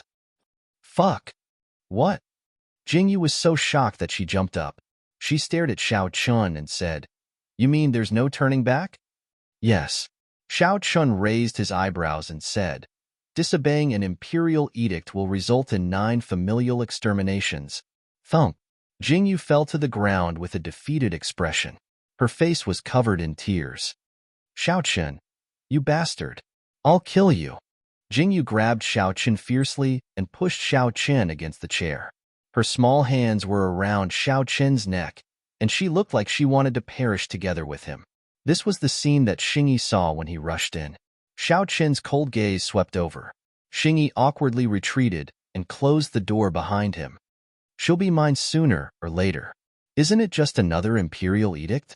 Xiao Chen casually tied Jing Yu's hands, clasped Jing Yu's waist, and forced Jing Yu to straddle him. Get lost. Jing Yu cursed. She didn't dare to say what she wanted to say. There was no imperial edict, but it was just a verbal order. If Jing Yu wanted to leave, she could do so at any time. There were no restrictions, right? Now, she was directly labeled as the 9th imperial concubine by an imperial edict. This was already set in stone. If Jing Yu ran away, she would be running away from the marriage. Xiao Chun could use this relationship to catch her. Most importantly, was there something wrong with Xiao Ye's brain? They were actually getting married at the end of this year. She was only 15 years old. Jing Yu wanted to cry, but no tears came out. Although there were many people who got married at the age of 15 in this ancient era, Jing Yu was still a modern soul. 15 was still an age where she didn't know anything, okay? She was getting married at such a young age? No, no, no. Jing Yu couldn't accept it no matter what. Don't you want to be my ninth imperial concubine? Xiao Chun narrowed his eyes dangerously. I don't want to. Jingyu was thinking too much and didn't pay attention to Xiao Chen's question. She blurted out this sentence without thinking.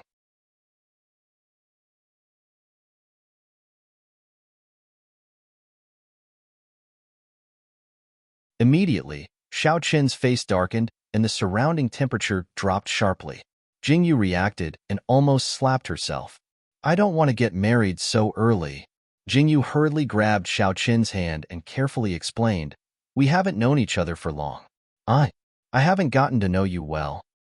Marry me, and I'll give you a lifetime to get to know me. Xiao Chen looked at Jingyu's small hand, grabbing his big hand, and his expression softened slightly as he spoke. How can that be? Furthermore, I haven't even acknowledged my ancestors. How can I marry you just like that? Jingyu rolled her eyes and spoke again.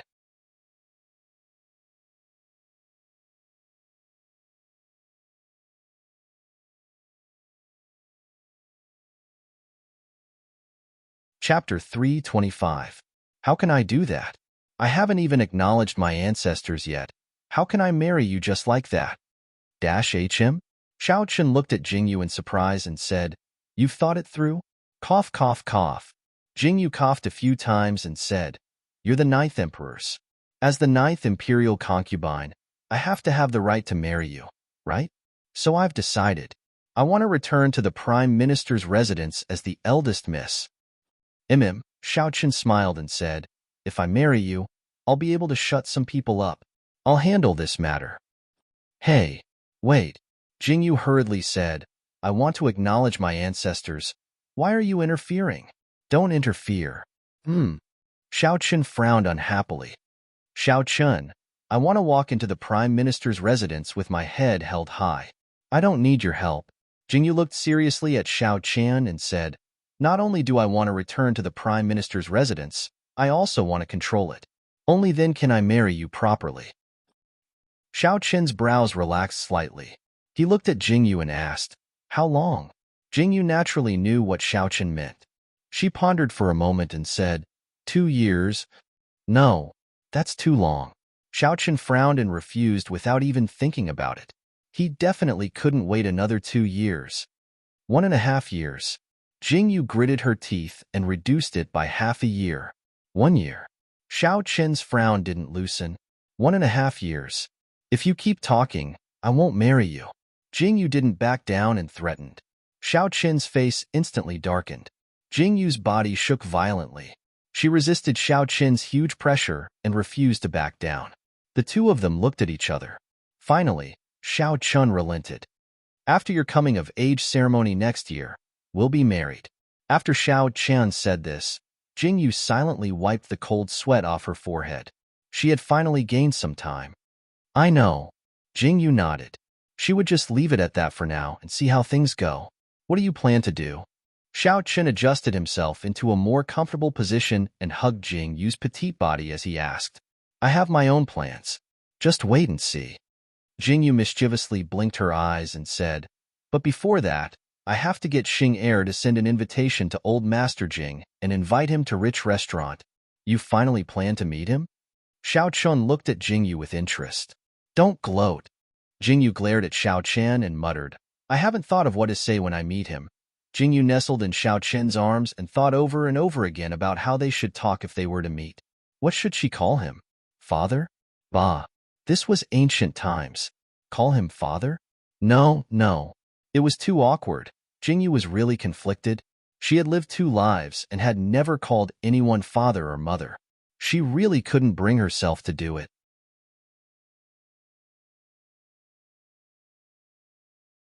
After pondering for a while, Jingyu decided to just lie down on the bed. I don't care anymore. I'll just improvise when the time comes. Although that was what she thought, Jingyu still felt uneasy and conflicted for a long time before falling asleep. Xiao Chun stood at the side and watched Jingyu's actions with a slight smile in his eyes. He could clearly see that Jingyu actually didn't blame Jingzhan anymore. She just felt a little awkward. She believed in these feelings and would naturally get used to it after some time. Jingzhan never dreamed that he would actually receive an invitation from Jingyu.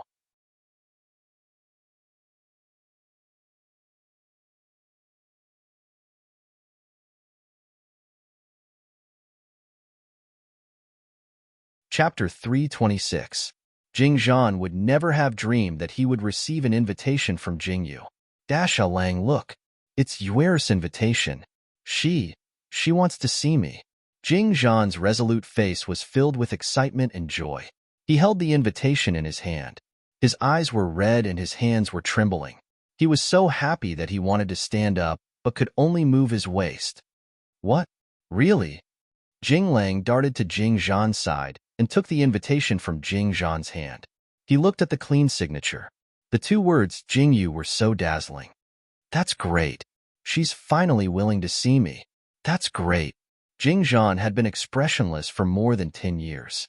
At this moment, he had only received an invitation from Jingyu, but he was already so excited. 15 years. I've waited for 15 years. Jing Zhan clenched his fists tightly. His eyes were slightly moist. He seemed to be sighing but also relieved. Father. Jing Lang's nose turned sour. He knelt on one knee beside Jing Zhan and covered Jing Zhan's clenched fist with his hand. His eyes were filled with complex emotions. I owe her these 15 years. Regardless of the cause and effect, I owe her. Jing Zhan lowered his head. His voice trembled as he said, She should blame me. She should. After so many years, Jing Zhan had never forgotten his child. He had tried everything but couldn't find that child. Originally, he just wanted to watch Jingyu from afar. He wanted to see her future and secretly protect her. But how could he not wish for Jingyu to acknowledge him as her father? Now that Jingyu had come to him, Jing Zhan's heart, which had been calm for 15 years, was stirred up again. After a sleepless night, Jing Zhan sat on a chair in his room and looked at the painting hanging on the wall. His eyes were filled with longing and love, and his entire body was filled with sorrow that could not be dispersed. Ah Yun, our child has grown up. Have you seen it? I've seen him. He looks like you, but not like you at the same time. Jing Zhan stared at the painting for the entire night in silence. It wasn't until dawn that he finally moved. His body was sore. Even though he hadn't slept the entire night, Jing Zhan's face didn't show any signs of fatigue. Instead, it was filled with excitement. With a faint blush on her cheeks, she called Uncle Lu over early in the morning. First Master, what do you think of this set of clothes?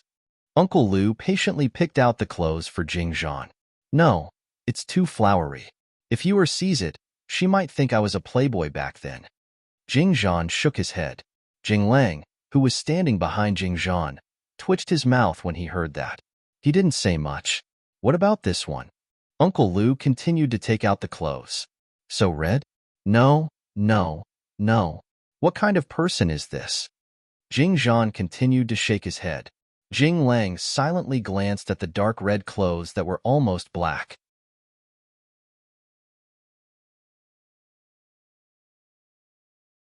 The corner of his mouth twitched again.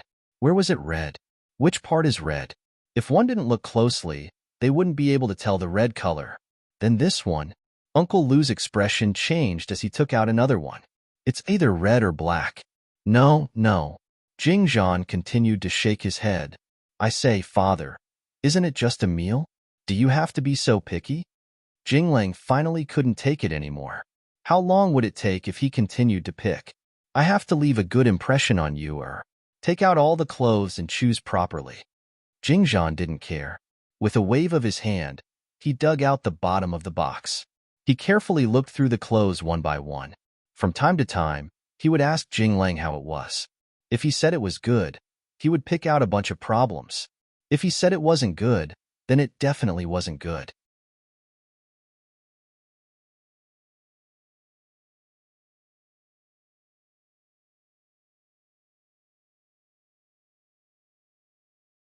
Chapter 327. Finally, when Jing Lang couldn't take it anymore, he loudly said that he was late to Jingyu and left. This scared Jing Zhan to death. He casually put on some clothes and hurriedly urged Jing Zhan to leave. It was only an hour's walk, but Jing Zhan urged him to finish in 45 minutes. At the door of the private room, Jing Zhan nervously stopped his wheelchair. He looked at Jing Lang and said, Look at me. Am I okay? Okay, okay, okay. Hurry up and go in. Jing Lang sighed helplessly and opened the door to the private room. Jingyu was dozing off. She didn't sleep well last night. On the other hand, that pig Xiao Chun slept all the way until dawn. This made Jingyu extremely depressed. She came to the private room early in the morning and was sleeping soundly on the table. She didn't notice the person who walked in at all. Shoo. Jing Zhan hurriedly pulled back Jing Lang, who was about to wake Jingyu up. He gave Uncle Lu a look and carefully approached Jingyu. That petite body was sleeping soundly on the table. Every breath she took was rhythmic. Jing Zhan's eyes were filled with love. He stared at Jingyu for a long time. Jing Lang took a cloak from the side and wanted to cover Jingyu with it, but Jing Zhan snatched it away. He carefully pushed the wheelchair and moved it with difficulty. He put the cloak on Jingyu. His movements were gentle and careful, as if he was afraid of waking Jingyu up. Fortunately, with his efforts, Jingyu didn't wake up and slept exceptionally well. Jing Zhan slowly let out a sigh of relief. With Jingyu's vigilance, how could she not wake up? From the moment Jing Lang stepped into the room, Jingyu had already woken up. She originally wanted to open her eyes, but when she felt Jing Lang stop and heard a slight sound, Jingyu knew that Jing Zhan was holding back Jing Lang to prevent him from waking her up. After a while, Jingyu smelled an extremely unfamiliar yet intimate scent approaching her. It seemed that the person put a cloak on her with great difficulty. That careful feeling and the hand that touched her body made Jingyu's heart feel warm for some reason. It was so warm that she wanted to cry. After suppressing the tumbling emotions in her heart for a long time, Jingyu opened her eyes in a daze, as if she had just woken up. "Ah, you're here." Jingyu narrowed her eyes and casually stretched. She looked at Jing Zhan and Jing Lang, who were sitting across from her, and said with a somewhat reserved smile, "Sorry, I fell asleep. Why didn't you wake me up?" When Jingyu finished speaking, Jing Lang and Jing Zhan didn't say anything. Jing Zhan didn't dare to reply, but Jing Lang thought that since his father was here, it wasn't his place to speak. The two were silent for a while.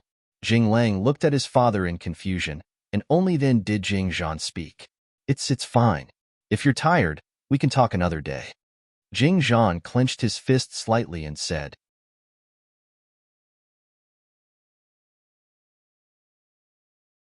"Since you're here, there's no need to change the day." Jingyu smiled and said, "It's actually not a big deal. I just wanted to tell you that I want to go back to the Prime Minister's residence." Ah. The father and son looked at Jingyu in shock, their eyes full of surprise. "What? Can't I?" Jingyu blinked and asked in confusion, Can? Jing Zhan couldn't hide the surprise on his face. He looked at Jingyu and asked carefully, Have you thought it through?"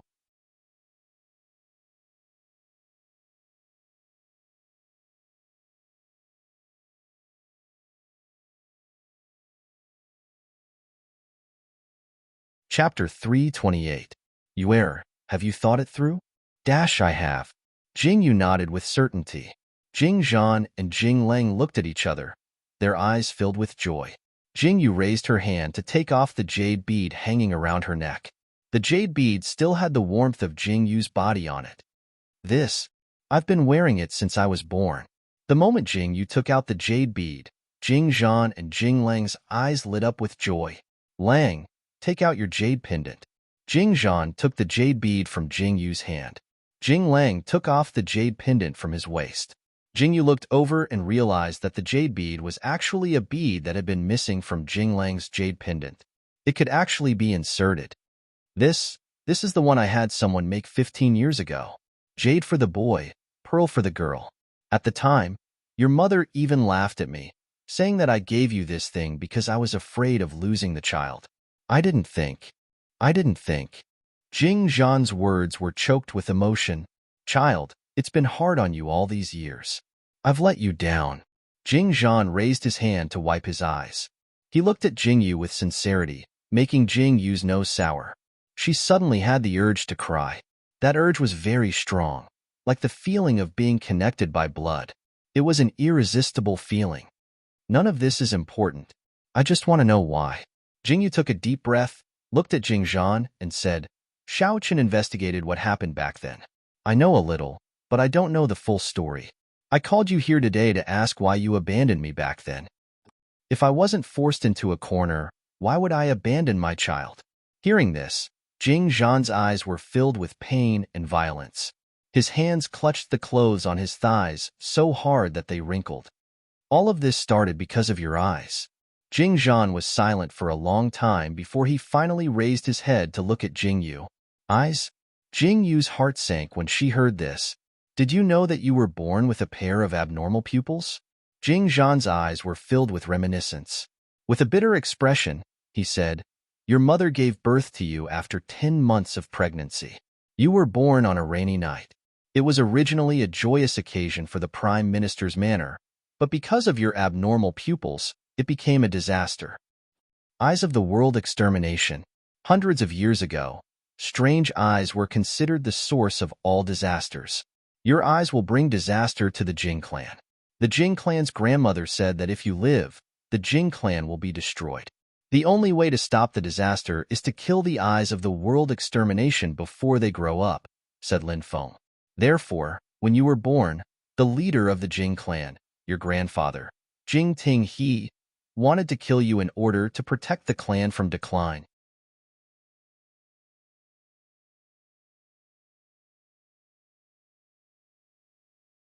Jing Zhan's body trembled as he clenched his fists and said, you are my daughter. How can I allow such a thing to happen? So I escaped. I took my wife, who had just given birth, and took you out of the Prime Minister's manor in the middle of the night. I didn't even have time to tell Alang. We ran all the way to the Roman forest. Jing Zhan smiled bitterly and said indifferently, I miscalculated. Father is ruthless. I thought that because you are his granddaughter, he wouldn't force our family into a dead end, but I was wrong. Jing Zhan held his head in pain and said with a trembling voice, in order to lure away the pursuers, I separated from your mother. It was this separation that led to the beginning of the disaster. Not long after I separated, I was caught. Then I heard that your mother's body was found. It was found under the cliff.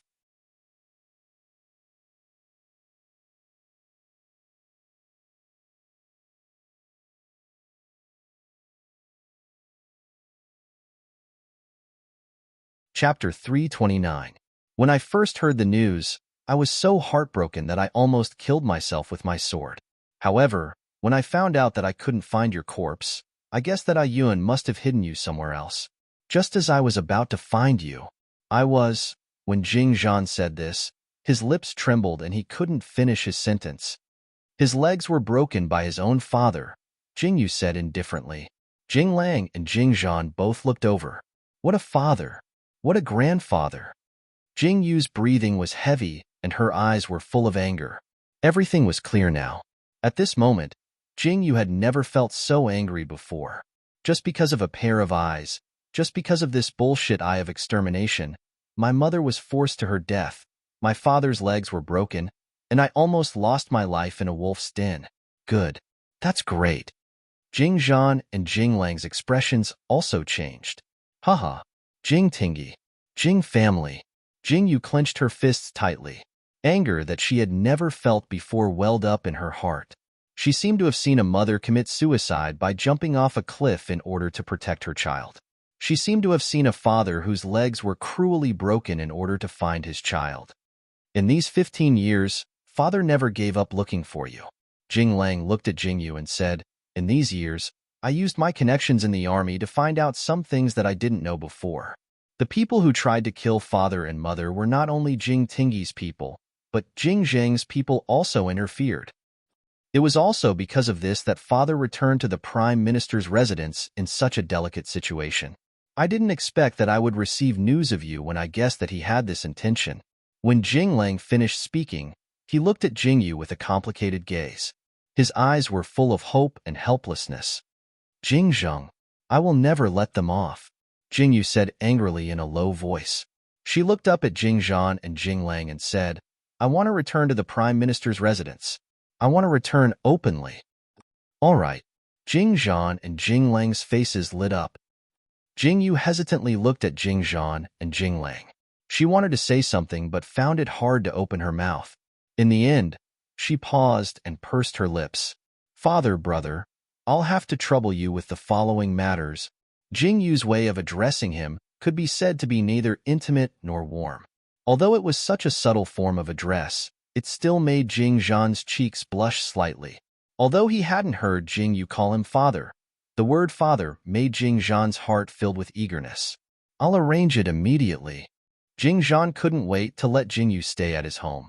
After this conversation ended, a small whirlwind was set off in the imperial city in the afternoon. The prime minister's long-lost granddaughter had been found. The matter of that year was brought up again.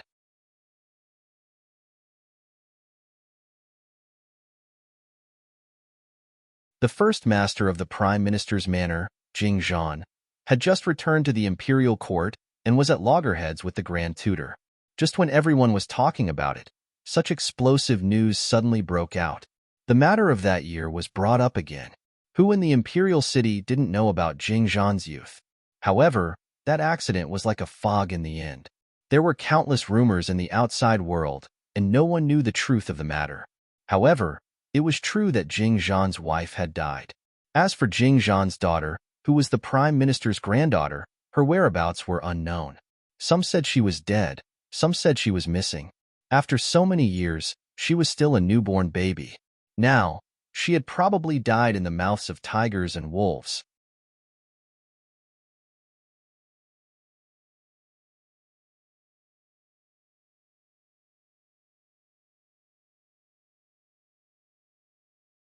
Chapter 330. So many years had passed. Back then, she was still a newborn baby. Now, she had probably died in the mouth of a tiger and a wolf. Unexpectedly, after 15 years, this matter, which had not been buried, instantly exploded because of Jing Zhan's news. The center of this explosion was naturally the prime minister's manor. What did you say? The eldest granddaughter of the prime minister's manor is Jing Yu? Jing Yu? Jing Yin was so shocked that she almost bit off her tongue. She had only been out for half a day. As soon as she returned to the manor, she heard such earth-shattering news. She rushed to the main hall of the prime minister's manor like a whirlwind. In the main hall of the prime minister's manor, everyone gathered together. The person sitting high up was the former head of the prime minister's manor, Jing Tingyi. He was also the current prime minister. He was about 60 years old. His mottled hair made him look slightly old, but his strength of character had not diminished at all. As early as more than 10 years ago, Jing Tingyi had given up on the affairs of the Jing family and handed over the position of head of the family. He even rarely paid attention to the affairs of the imperial court. However, this time, the matter was really too important. Jing Tingyi was also shocked. The whole family sat in the main hall. Jing Tingyi had a daughter and 2 sons. The eldest daughter was in the prime of her life but died of a serious illness. The 2 sons were Jing Zhan and Jing Zhang. Jing Zhan was the son of the legal wife. He liked martial arts since he was young. He was also very good in literature. As the legitimate son of the Jing family, he was the best candidate to inherit the family business. He had a son and a daughter. Jing Lang had been influenced by his father since he was young. He disdained literature and focused on martial arts. At a young age, he was already a general of 3 armies. Jing Zhan's daughter's whereabouts were unknown after she was born. Jing Zhang was a concubine. He was very tactful and had a lot of experience in politics and business. He also made a lot of friends. He should have been Jing Zhan's helper, but he turned into a competitor. He had 2 sons and 1 daughter. The eldest son, Jing Hao, was always idle and made progress. He was famous for being a hedonistic son. The second daughter, Jing Yin, and the youngest son, Jing Hong, were Jing Tingyi's treasures. They had shown amazing talent since they were young. They were very good at administration. Now, they were in the officialdom and were very valued by Jing Tingyi. This family was sitting in the main hall. All of them looked very unfriendly. Jing Tingyi sat at the head of the table. Jing Zhan and Jing Zhang sat below him. Below them were Jing Lang, Jing Hong, and a few other juniors. This was what Jing Yin saw. Grandfather, what's going on? How can Jing Yu be the eldest daughter of the Jing family?